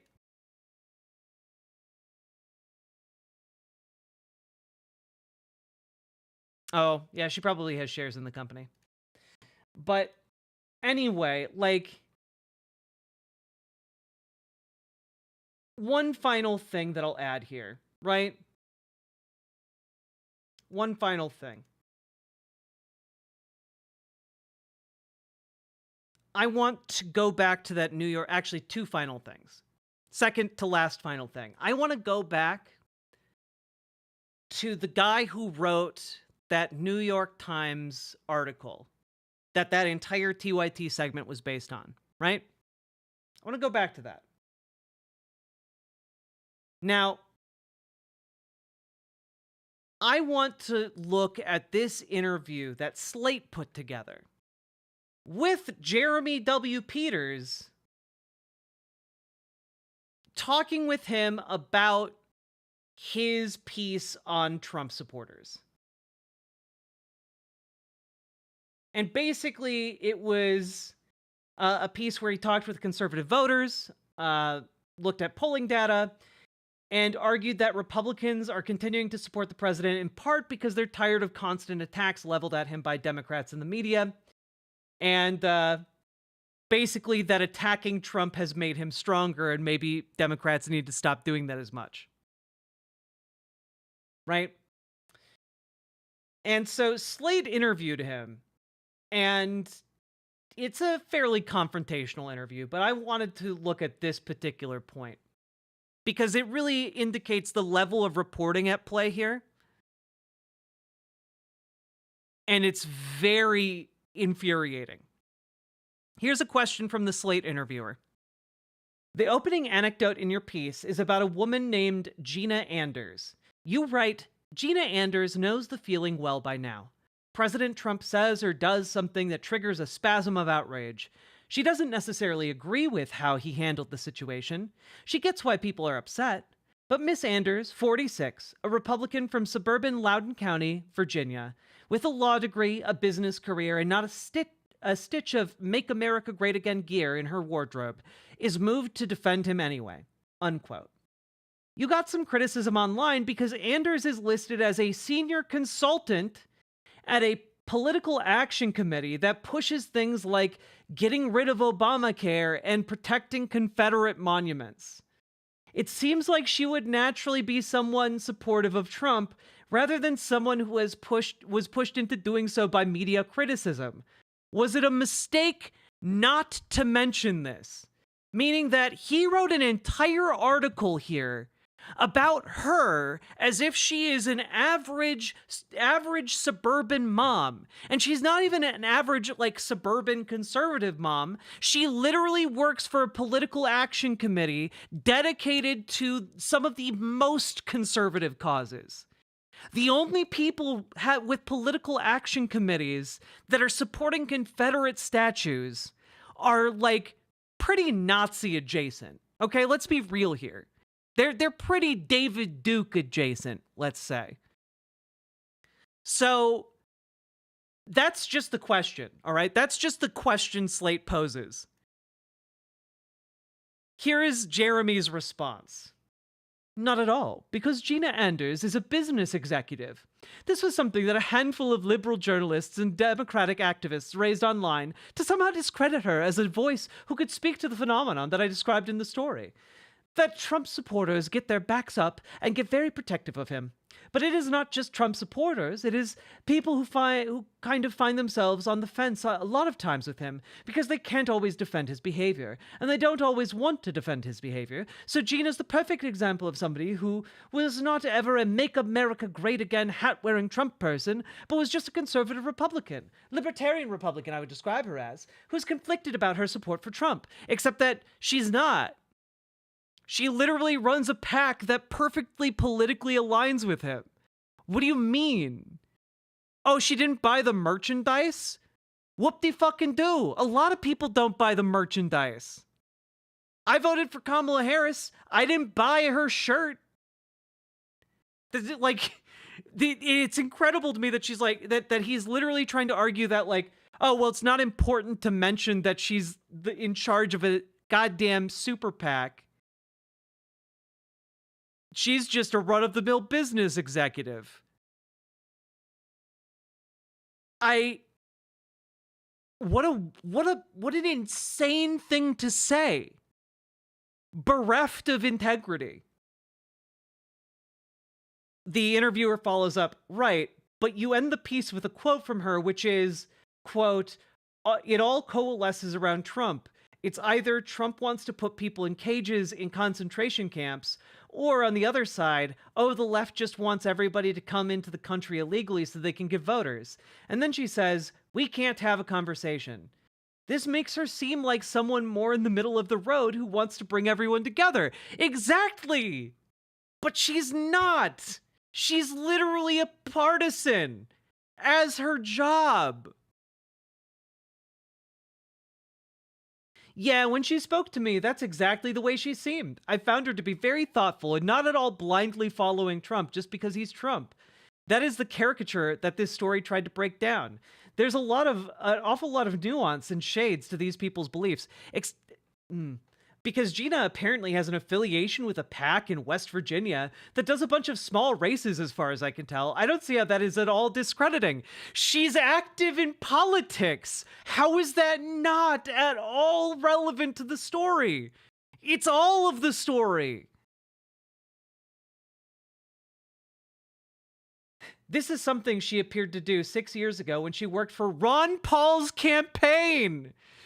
She's a political activist. She literally worked for Ron Paul. You didn't see fit to mention that? This is the journalist that you are propagating, Anna Kasparian? Oh my God. Sorry. I went to do my due diligence and asked people in Paul World if they had ever heard of her, and they said they hadn't. I'm sure you did your full due diligence there, Buster. On the PAC website, it says about her, having long been passionate about American politics, she became active in Dr. Ron Paul's presidential campaign in 2012 and completed the Foundation for Applied Conservative Leadership's basic and advanced level training in grassroots activism. Gina also served as co-coordinator for the Campaign for Liberty in West Virginia before founding the Liberty Political Action Committee of West Virginia. An avid liberty activist and constitutional scholar, Gina puts her skills and experience in advocacy and sales to work to fight for the individual rights of every West Virginian as enshrined in our Constitution. This is not due diligence if you left this out. If you're leaving this out, you did not do your due diligence. Right, I've read that. Here's the thing. She is not a political operative. I don't know, if you completed 2 training courses for grassroots politics and you worked on a presidential political campaign and you founded a political action committee, that sure sounds like you're a political operative. There's an effort by a handful of liberal journalists who write for liberal publications and Democratic activists and strategists to portray her as some kind of bigwig political operative. No one's saying she's a bigwig political operative. They're saying she's a political operative. Doesn't matter that she's not a big one. She does this full time. I'm so mad. And that I was somehow dishonest or misleading by not identifying her as such. She is not a political operative. I'm sure if you say that more, it makes you more credible. She is an accounting executive who had apparently done some politics in the past in her spare time. And I just want to say, if you've done your due diligence and you knew that she was a political operative, you don't need to like saying she's a business executive who apparently was an operative at one point. No. No.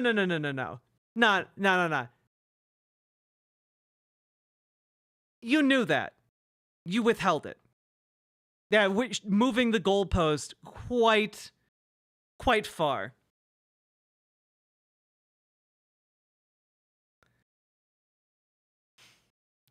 There's also this false information on Twitter about what her political role actually is, saying she was the chairman of this PAC. She isn't the chairman of that PAC. She isn't even on the board. She's a senior advisor or a consultant or something. And when I talked to her, she never brought this up. She never said, oh, by the way, I ran this PAC for Ron Paul. You would think that if it was something that was a big part of her life, she would have mentioned it. She didn't.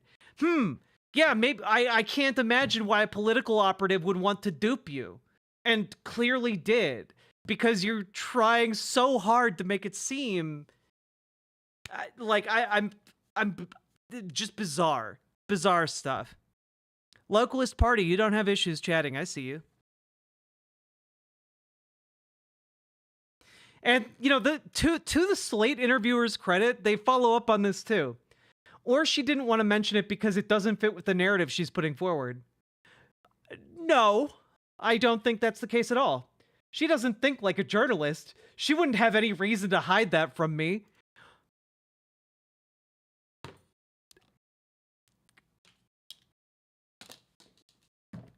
Were you born yesterday? No, I'm sorry. That's insensitive. Were you born like an hour ago? Are you still in the amniotic sac? Are you kidding me right now? Yeah, what motive would a political operative who runs a PAC that is very supportive of Donald Trump, what motive would they have to lie to spin a narrative that makes them seem like the most reasonable person in the room? What a baby-brained moron.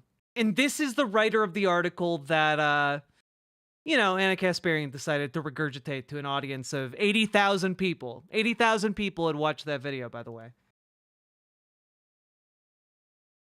If I read her bio on this website, I would think she's a very serious Republican, and I would think she's going to be very unlikely to give up on a Republican president.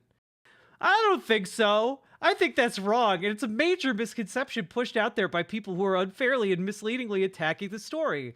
Again, a handful of Democratic activists and liberal journalists. This is what I don't understand, and this is really frustrating. And I want you to make sure this is clear in your piece. I don't understand why people do not see that as somebody who is a Ron Paul person, a committed libertarian, someone who talks about the importance of the Constitution and all that, why Donald Trump wouldn't be troubling her. There's this tendency on the left to lump all Trump supporters into one category. They're all crackpots. Oh, Ron Paul had a bunch of yahoos supporting him, so they naturally went over and became yahoos who are supporting Trump. And it's a lazy and reductive way of looking at what the Trump coalition is. Except that's exactly what this is. She founded a political action committee that is supportive of Trump policies. She aligns politically with Donald Trump.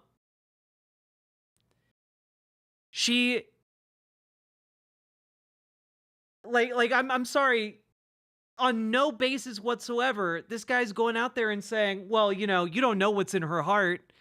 You know, who would talk about the Constitution all the time and secretly and support someone who's against the Constitution?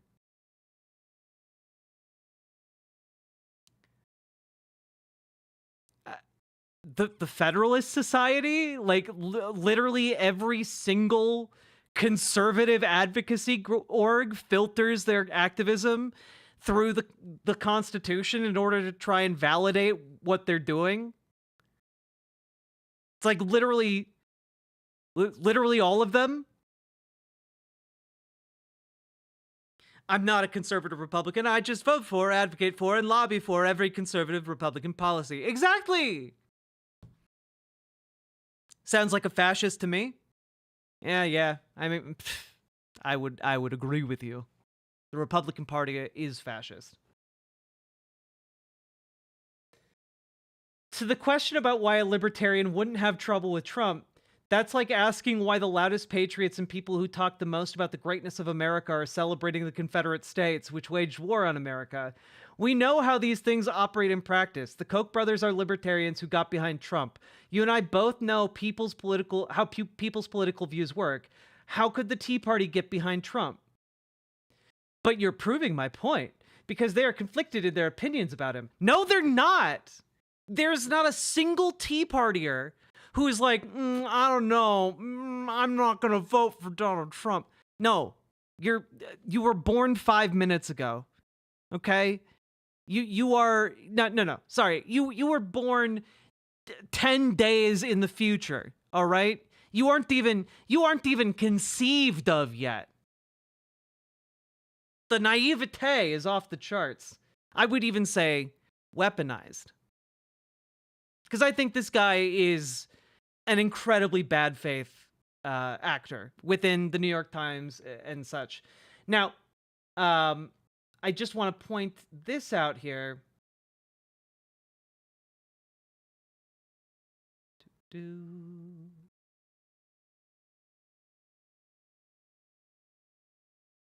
Let me see if I can pull this up here.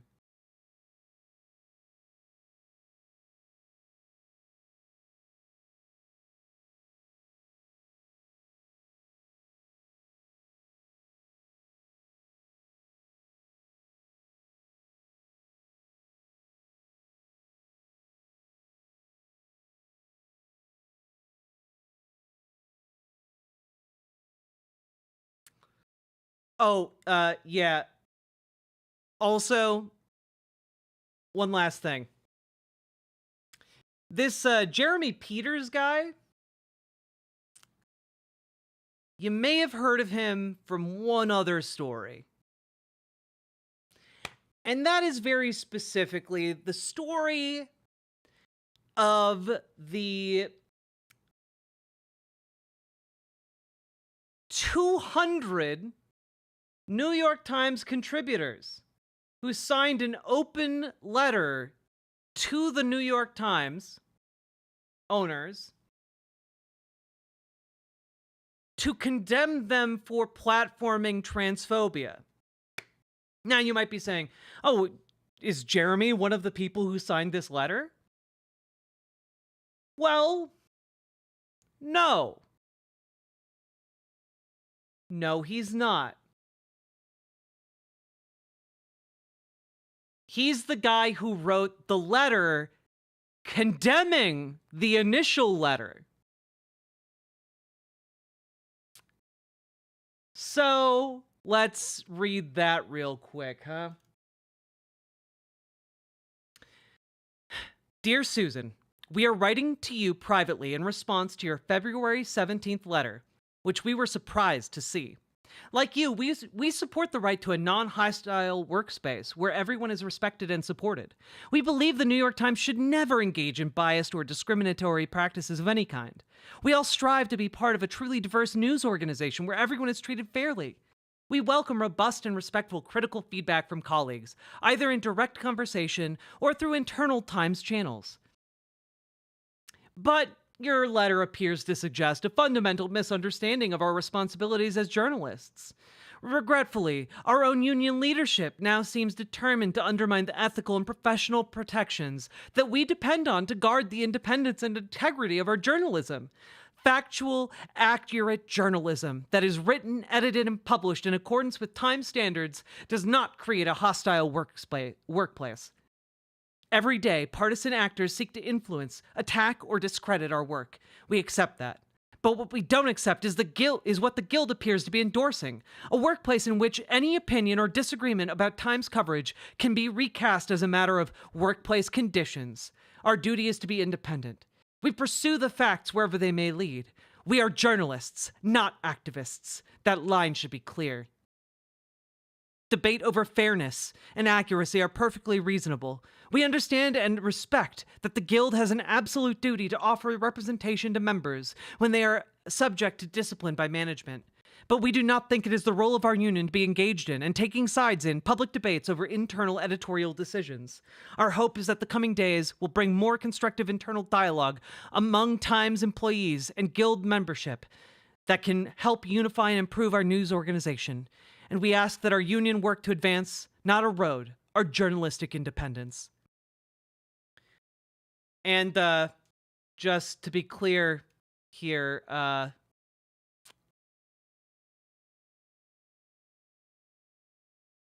the letter that he is writing is also in part a response to GLAAD's letter.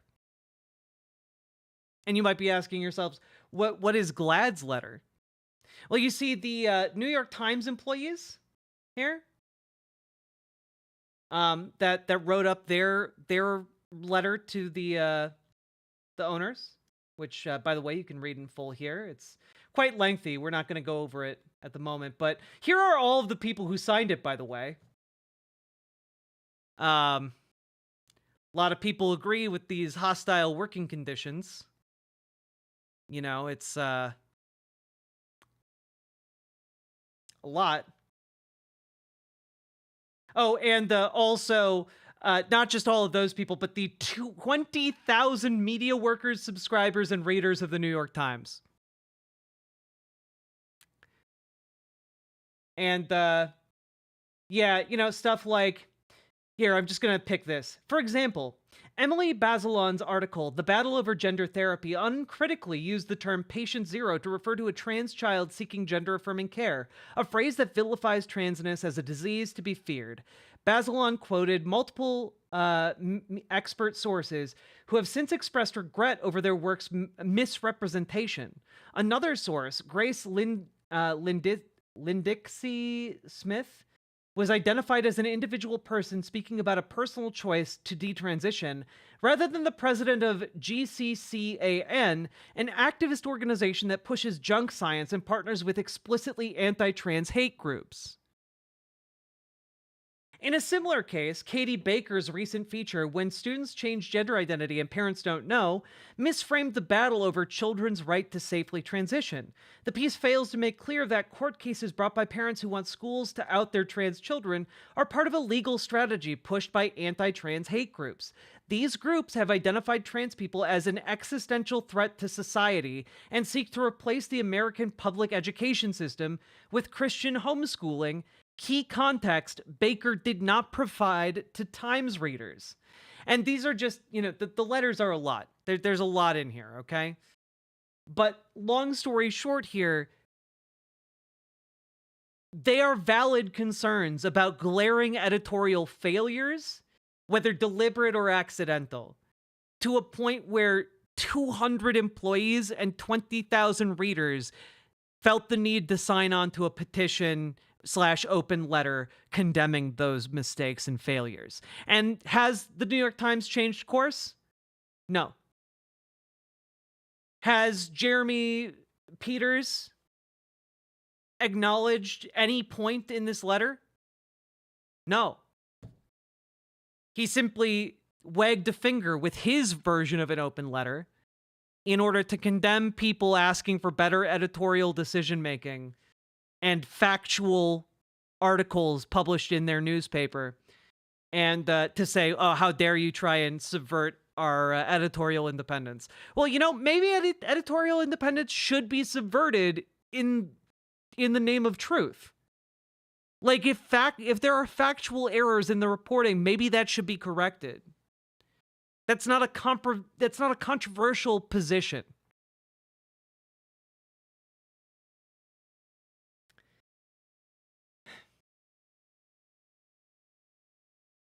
Yeah. And, maybe TYT should take a hint from that New York Times piece and incorporate some better editorial decision-making here, okay? If for no other reason, if they probably won't listen to me. They probably won't listen to you guys. But, maybe it should cause them to do a bit of a double take in the mirror to look at their comment section. Here are the comments. Everyone has had a gut full of these misogynist transvestites. They can go to hell where they belong and stay out of women's sports and bathrooms. I don't know what these words are. Golems, the lot of them. And they have put the gay movement back 40 years with their bizarre BS. No, Anna, it's not disgusting that Nancy Mace, a survivor of rape and sexual abuse, objects to men in the toilets in Congress. What is disgusting is that a proportion of Americans voted an AGP, which is a fake condition made to malign trans people, into a position of power where he can force the whole of Congress to unwillingly participate in his fetish by affirming him as a woman. I actually thought you were wising up, Anna, but you still haven't got a clue. Unsubscribing, yet again.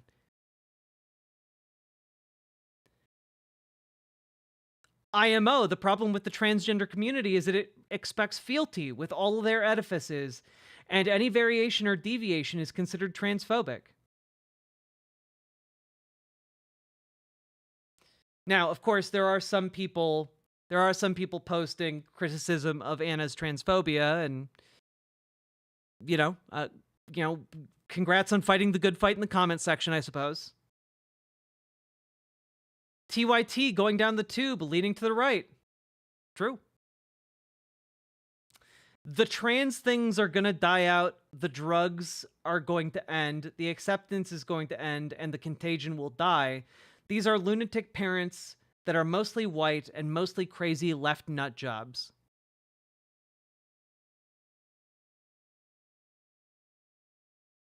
You know, another one condemning them for their move to the right. Trans activists are funded by Big Pharma. Are we? Because if so, I would love some of that money. You know, I am a streamer. I would like the monies. But I would still criticize you guys. You guys aren't going to give me money. Pharmaceutical companies have found record profits in a drug that costs $1 to produce, now brings in millions. Etc., etc. Stuff, waffle about castrating, chemicals that castrate sex offenders. Whatever. Which, by the way, in case anyone's curious about that particular talking point, some puberty blockers or like testosterone blockers have similar effects to that, but the dosage given to chemically castrate is exponentially higher than what trans people take.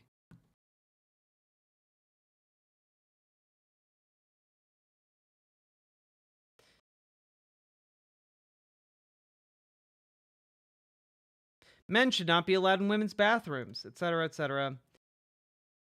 It is deeply upsetting. But I am heartened to see some of these comments pushing back. I'm gay, and this movement has nothing to do with gay rights. Yeah. All right. Enough of that nonsense. Nasty nonsense.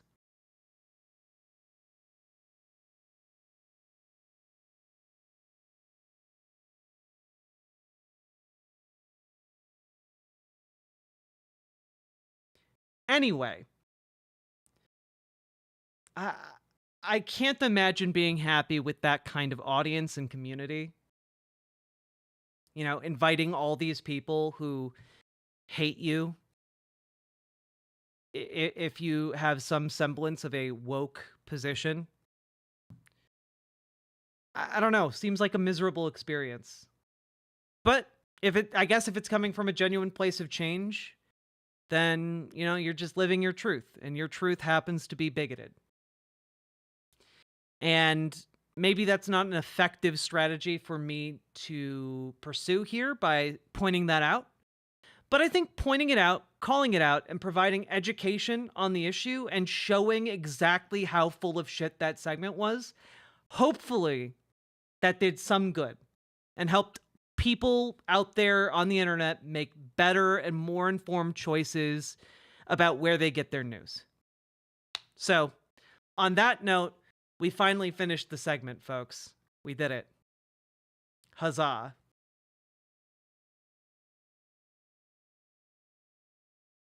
Ladies and gentlemen, we got him. Anyway, we've now been going for 4 hours, guys. And it's 5 o'clock in the morning. If you've been enjoying the show, please hit the follow button on Twitch, hit the subscribe button on YouTube, and consider dropping those subs and donos, because girl gotta eat. Yeah, like if I posted something online and a bunch of like conservatives were posting under it, like, yeah, you're totally right, Jack. You know, insert minority group really is the worst. You know, I might really rethink my life. Knocked it out of the park. Thank you, Stout Man.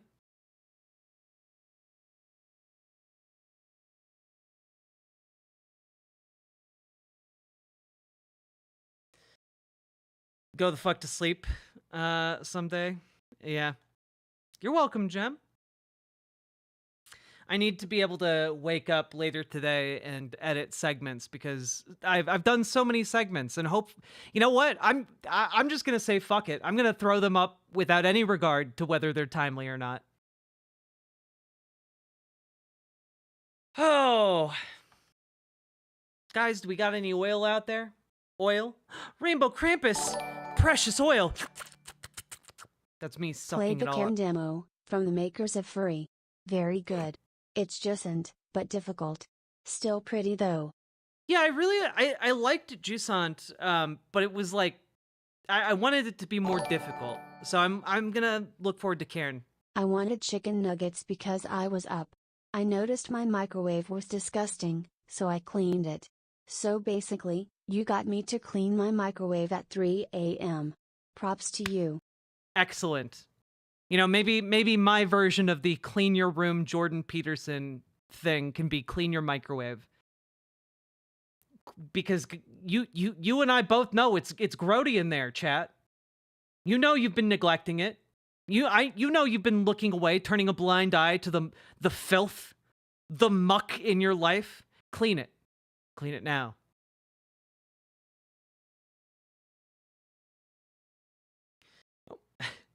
Also, One-Eyed Heathen, congrats on having a clean microwave. And thank you for the $10 super chat. YouTube showing up all the other chats tonight.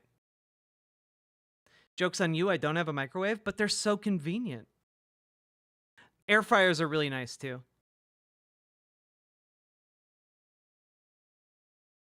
Now I'm cleaning mine. Hell yeah.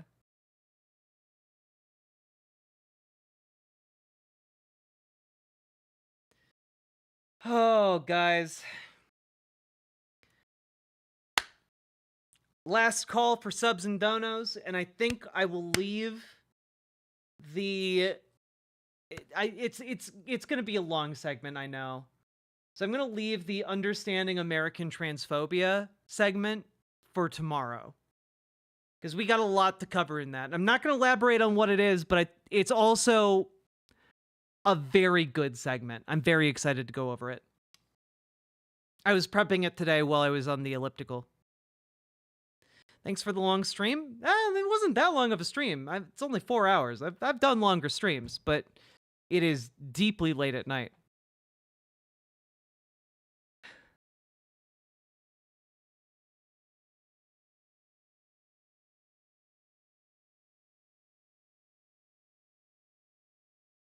Literally doing my dishes right now. Microwave was already clean. Thank you very much. Ooh, look at you.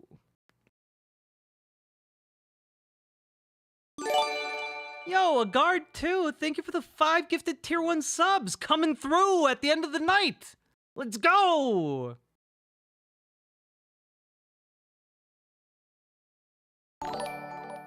Simon Pierre Dubé. Thank you for the $2 Canadian. Appreciate it. Also, don't downplay your generosity. Thank you so much. Ooh, now it's a contest. Yeah, a guard too. Really. Now I think may have taken the lead here.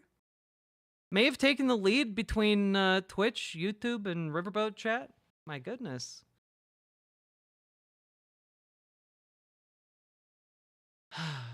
I can have some turkey tetrazzini after I finish.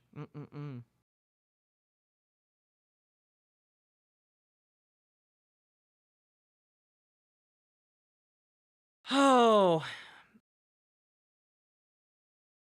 Maybe we'll do call-ins tomorrow. That could be fun. Thank you for the trans athlete story yesterday. You're very welcome, a guard too. Hopefully it helped you in some way. I feel like I'm so short in the frame.